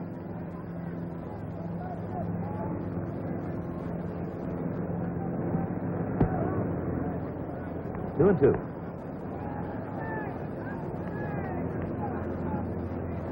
The only Reds over 30 are Cloninger, Washburn, Ty Klein, and Jimmy Stewart. The last 2 are utility players. Curve for strike 3. Strong inning again for Clay Carroll. 3 up and 3 down for the Orioles. We've gone 7 innings. The score, Baltimore 5 and Cincinnati 3.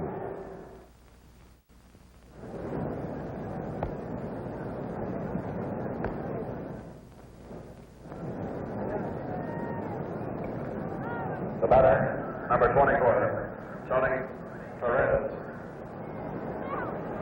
The Reds send their power boys up in the 8th now. Jim Palmer's low with the first pitch to Perez, ball 1. Perez has struck out twice, flied out. 1-1 to him.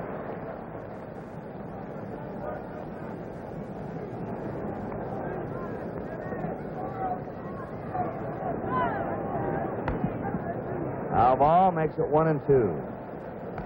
Palmer has struck out 7. He has walked 3.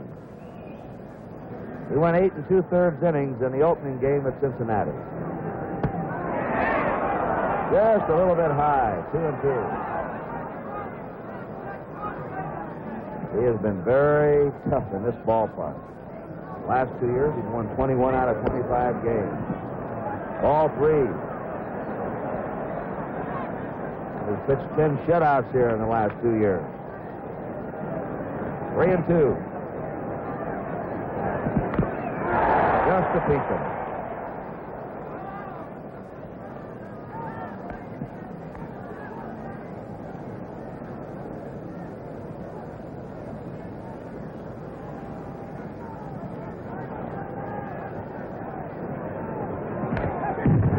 Now again, his manager Earl Weaver predicts that if there's another 30-game winner in baseball within the next few years, it's going to be Jim Palmer. He thinks some year the 24-year-old right-hander will put it all together for 30. Foul back. The on-deck batter, Johnny Bench.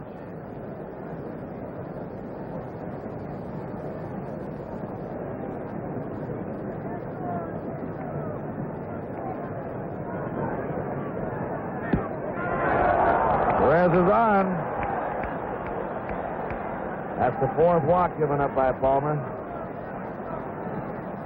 Johnny Bench has gone hitless. Fouled out, popped up, flied out. Bamberger, the pitching coach, now is coming out to talk to Palmer.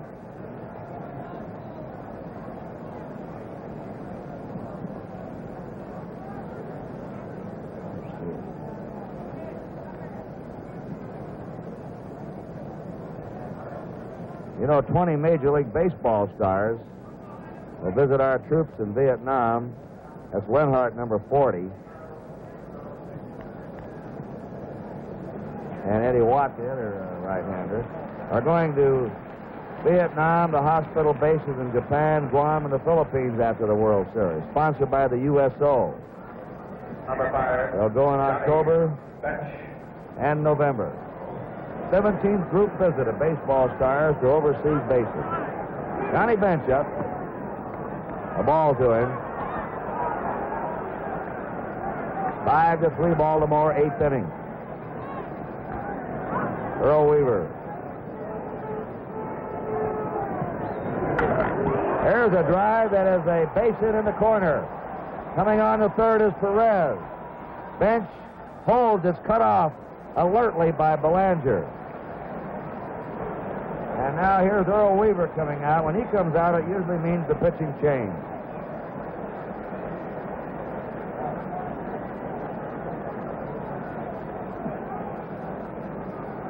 The next batter for the Reds will be Lee May. Well, the Orioles have done a good job handling Perez and Bench up until this inning. Perez has been 1 for 13. Bench has been 2 for 14. The hand is for Jim Palmer as he goes out. There's a break in the action here at Memorial Stadium. The score, Baltimore 5 and Cincinnati 3. Gil Hodges, whose team beat the Orioles last year in the World Series, is downstairs with Tony. Gil, last year, of course, you were in the World Championship here in the World Series, and I'm thinking about the Cincinnati Ball Club. Their power hitters have been kind of stymied so far. You were a power hitter. How can that be done so often? Well, Tony, I think credit has to be given to the Baltimore pitchers. I think they've been pitching them real good, and also I think the Perez and Benches have been swinging a little bad balls now and then. I think maybe they're pressing a little bit.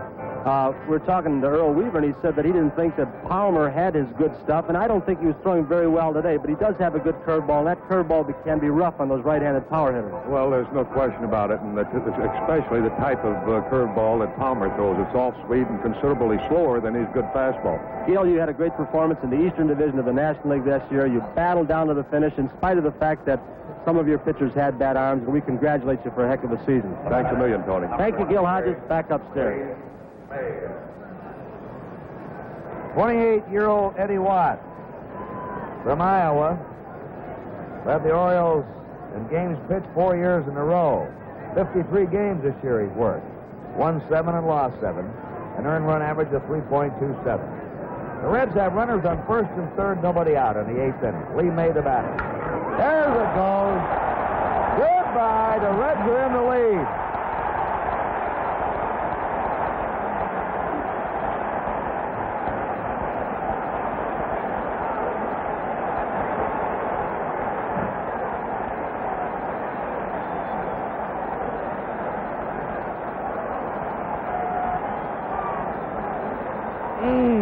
Tagged that one.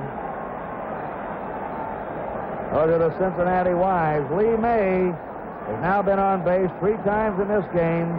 He's the top player for Cincinnati in the series. That's his 2nd home run. He takes the lead in RBIs in the series now with 7. And the Reds lead 6-5. Bernie Carbo has a strike on him. 2 of the runs are charged to Palmer.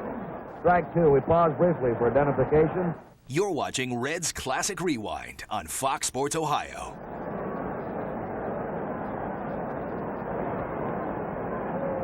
Kurt Gowdy, Chuck Thompson, Tony Kubek back with you in Baltimore. 2-strike pitch. Struck him out on 3 pitches. 1 down. Tommy Helms has struck out, flying out on walk. Now you start looking ahead to Baltimore. And in the last of the 8th, they have Powell, Robinson, and Brooks Robinson. Their big boys are due up in the 8th also.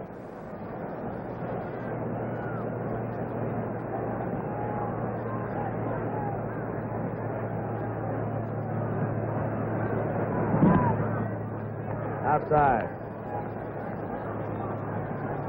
Brooks Robinson with 7 hits leads in the series. May has 6. Paul Blair has 6 hits. Foul out of play.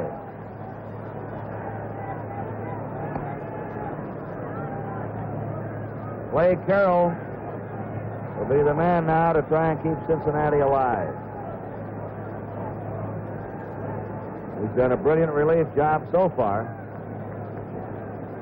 and he'll try and hold this lead.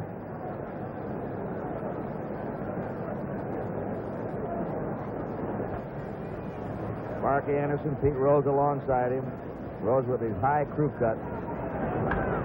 Ground ball, getting by Brooks Robinson. Belanger fields it. Well, that's one they finally got by Robinson. Maybe Cincinnati thinks things are changing, Chuck. Well, we talked about that a bit yesterday, that the Reds desperately needed some kind of a break to kind of, well, if you can use the expression, light the fire. And, well, that big home run by May here in the 8th inning may have just done what Cincinnati needs to prolong this series. Has scored a base hit for Tommy Helms. Their third hit this inning. Clay Carroll swings and tried to chop it over the head of the drawn-in Robinson. Helms coming back to first. Earl Weaver, Bamberger alongside of him.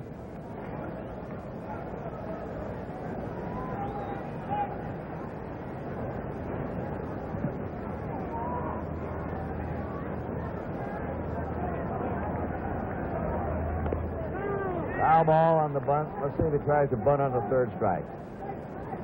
One out. Helms at first.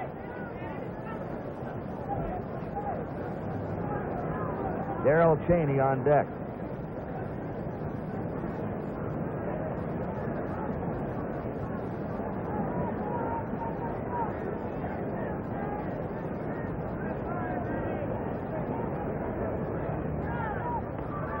He's automatically out. A strikeout for the pitcher, put out for the catcher. 2 down. Darrell Cheney, a switch hitter, hitting .232 this year. Number 12, Darrell Cheney.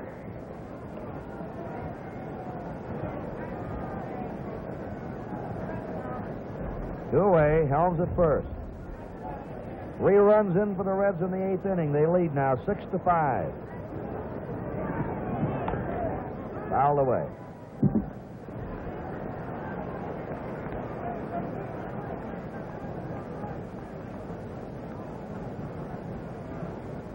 The real blast by Lee Maychuk.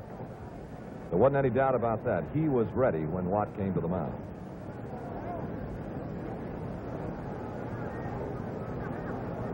One strike count.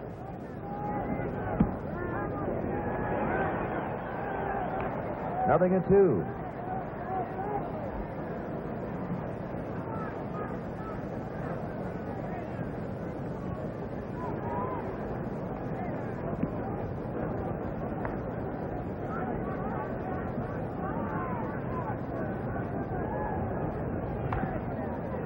Foul sails into the seats.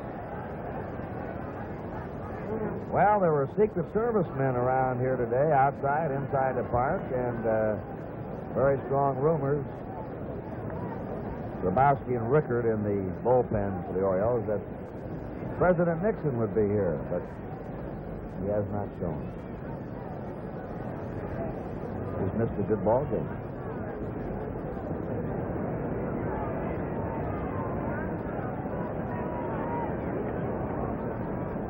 Maybe he's watching on television. He's an avid sports fan.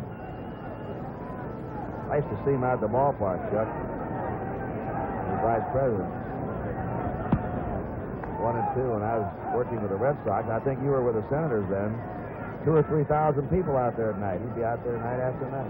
Always has been. As a matter of fact, showed up after a press conference last year to see the 8th and 9th inning of the Baltimore-Washington game.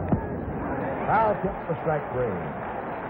But the Reds go ahead in the 8th inning with 3 runs, 3 hits. There were no errors. 1 man left. At the end of 7 1/2, Cincinnati 6, Baltimore 5. Move foul, Frank Robinson and Brooks Robinson. Foul, as you can see, led the Orioles at homers this year. The Reds have stopped him now. He's not had a hit at his last 6 official trips to the plate.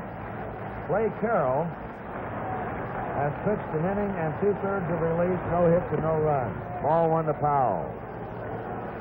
The shift is on for Powell.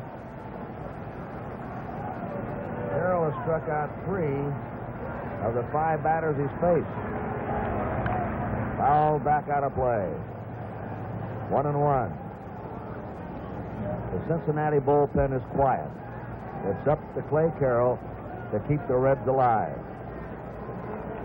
If the Reds hold the lead, we'll have Game 5 tomorrow, starting at 12:30 Eastern Daylight Time.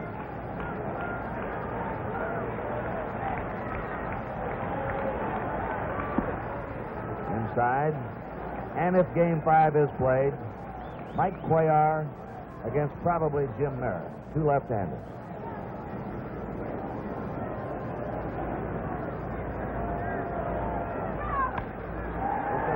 There's a great stop.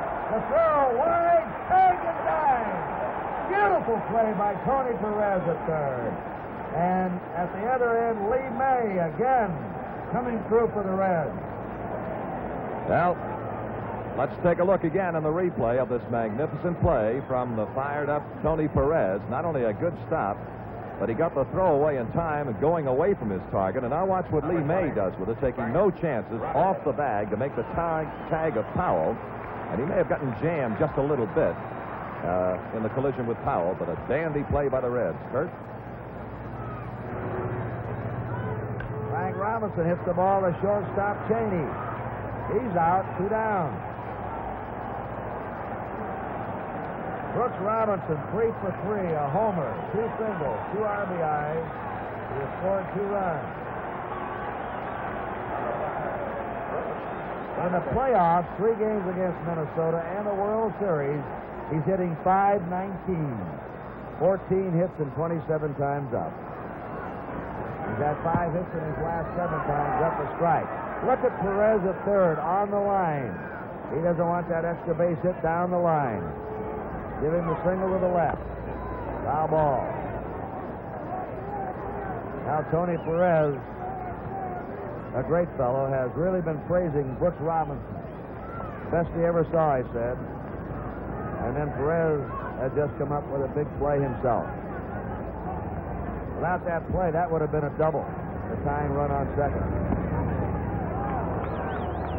1 ball, 2 strikes. 2 down, nobody on. Cincinnati leading 6-5, last of the 8th inning.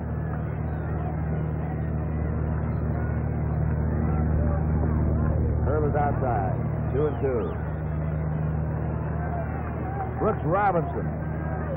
Some of his fans wanted me to remind you people that he was an all-state basketball player 2 years ago, 2 years in a row at Little Rock, Arkansas, where he was reared. 3-2 to Brooks Robinson.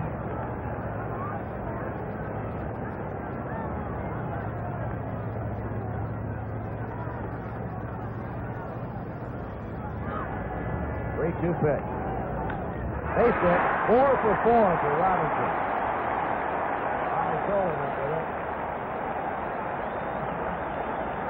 The tying run is now on. And the batter is Ellie Hendricks. He's grounded out. Single to right. Single to right.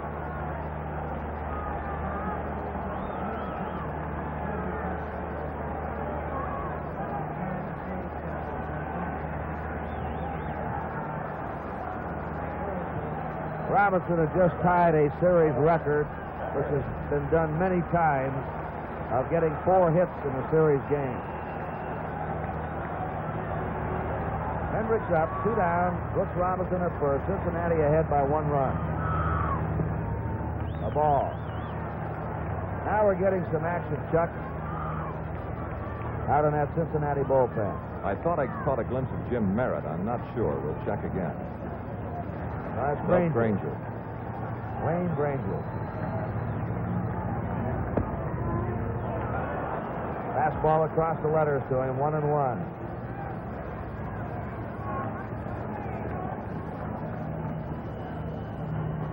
Robinson's had 8 hits in 4 games in this series.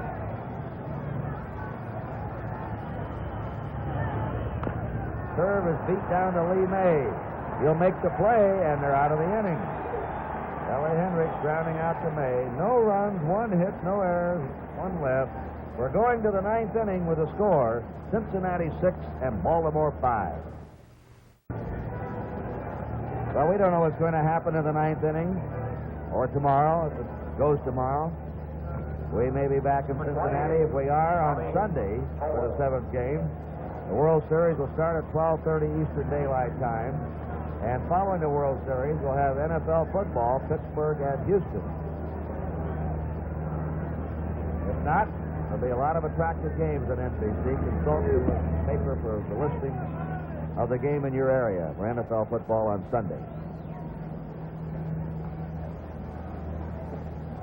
Ball 1 to Bobby Tolan, who has 1 hit in 3 times. Eddie Watts, the pitcher, 2-0. He came in the 8th. 2 men on, nobody out. There's Rose on deck and served up a home run pitch to Lee May, which put the Reds out in front.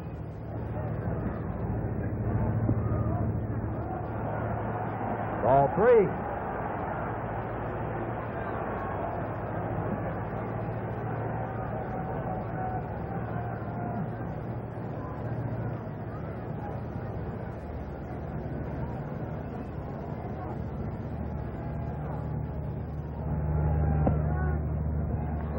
Tolan.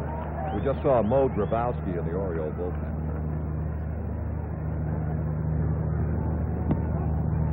Tolan walks. And the top base stealer in the majors is now on first.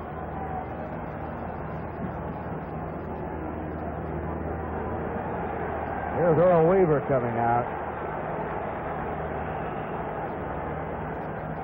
Bring him on, he says.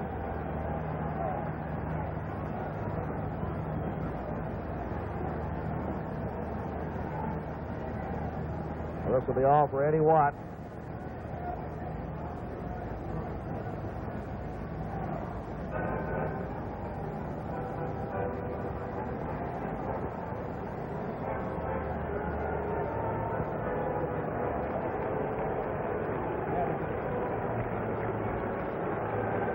And there's a break in the action here at Baltimore. The score, Cincinnati 6, Baltimore 5. While Mo Grabowski warms up, let's go down to Tony.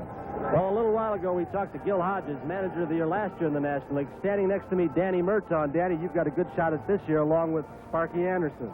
Well, it looks like that, Tony. I saw one of the polls that was taken. The managers have already picked their choice, and it was you. You must be pretty happy. Well, anytime you're picked by the men you work with, naturally it makes it a double honor.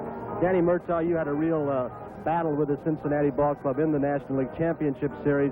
They're a good ball club, and do you think this little psychological lift from the bat of May is going to make a difference? It seemed like at the last inning they had a little more ginger out there, and we all know in our league that our club, the National League Cincinnati Ball Club, hasn't been getting any baseball breaks. We're due for a couple, Tony. I'm going to put you on the spot right here. Do you think Tolan's going to be running off Hendricks? They're liable to hit and run a little bit. I don't think they're going to have him bunting. That's a pretty good hitter up there. Thank you very much, Danny Murtaugh. Let's go back upstairs. Pete Rose is the batter. He's had a single and a home run in 4 times up. The fleet Bob Tolan at first base. 35-year-old Mo Grabowski on the mound. Pitched Sunday, 2 in the 3rd innings. Gave up a home run to Johnny Bench. Slams it to center field. Blair is there. 1 down.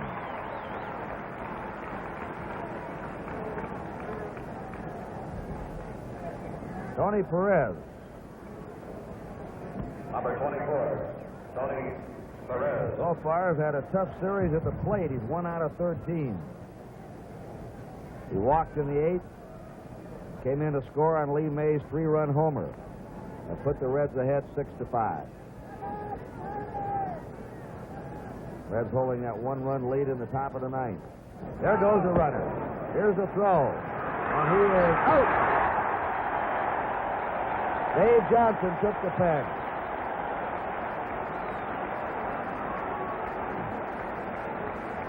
I will take a look at the leading base stealer, Tolan, and the fine throw from Elrod Hendricks. The Johnson tag and the 2nd out. The pitch was a ball to Perez. 2 down, nobody on now for the Reds. The Orioles in their last of the 9th have Johnson, Belanger, and Grabowski scheduled up. Bottom of their order. A high fly to right center. Blair going for it. He's there. We're going to the last of the 9th inning with the score. Cincinnati 6, and Baltimore 5. Get the facts about drug abuse. If your child is school age, you better start doing your drug homework. You'll find a simplified cram course on drug abuse in a book titled Answers to the Most Frequently Asked Questions About Drug Abuse. Write to the National Clearinghouse for Drug Abuse Information, Box 1080, Washington, D.C., 20013.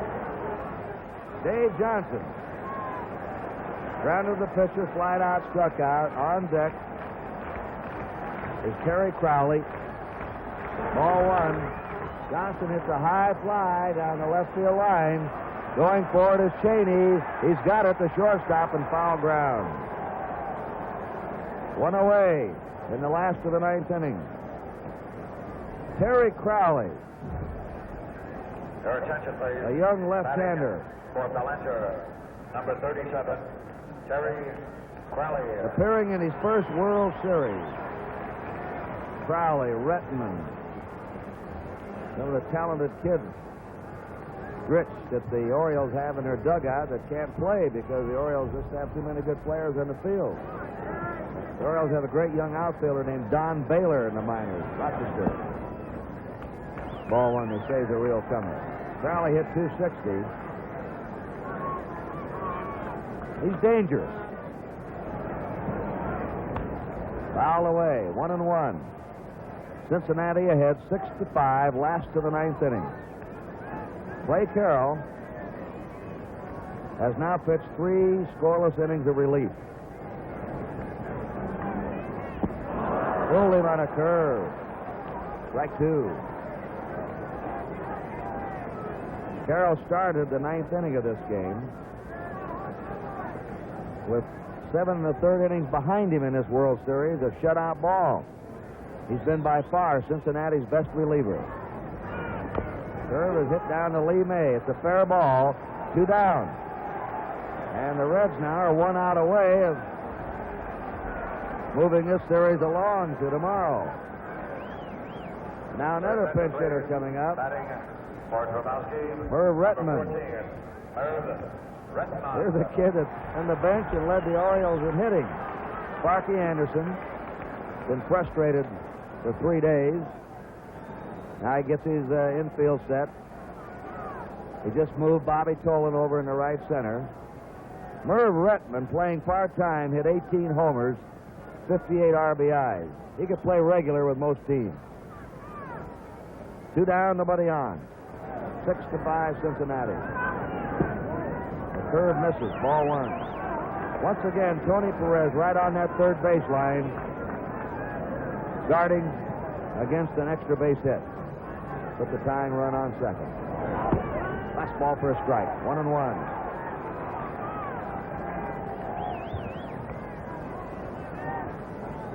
Now Lee May and Clay Carroll are the boys today for Cincinnati.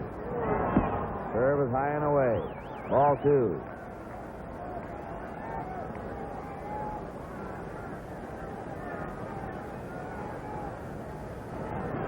The 2-1 pitch. Foul back on a fastball, 2-2.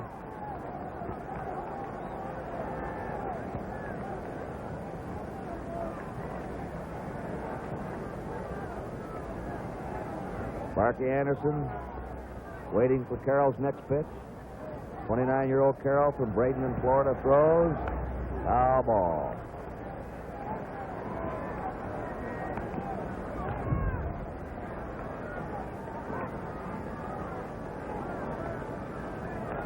If the Reds hold this lead, get this last out, it'll not only move the series to tomorrow. That fooled him when he just laid the bat out, as you saw, but it would snap a magnificent winning streak. The Orioles have won 17 games in a row through the regular season, the playoffs, and the World Series. They won 10 in a row here in their own ballpark. The 2-2 pitch. 3-2 we go to Merv Rettman. On deck is Don Buford.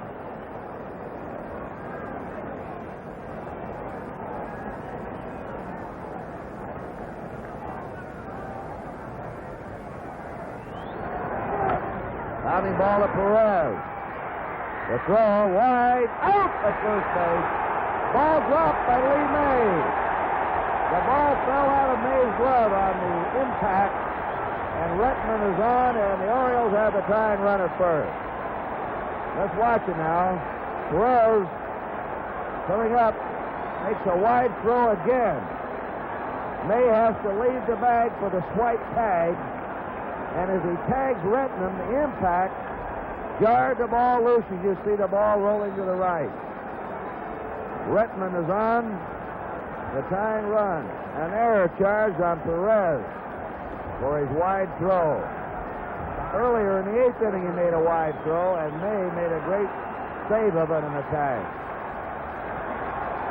Don Buford, the batter. Ball 1 to Buford. Buford is hitless in 3 times, and he walked. 6-5, Cincinnati. 2 down for the Orioles. Merv Rettman at first base. Fastball strike. 1-1.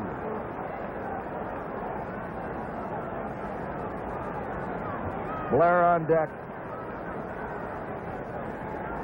That was the 3rd error today by the Reds.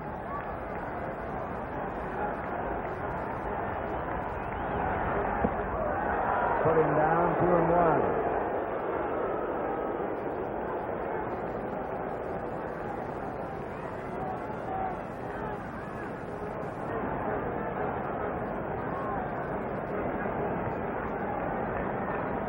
Rettman at first, 2 down. Last of the 9th, 2-1 to Don Buford.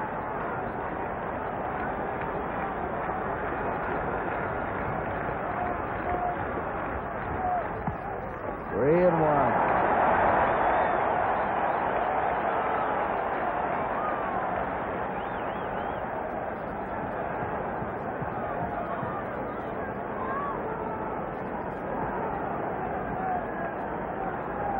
Nervous Sparky Anderson right now. 3-2. 2 down. Rettman will be going on the pitch. An extra base hit might score him.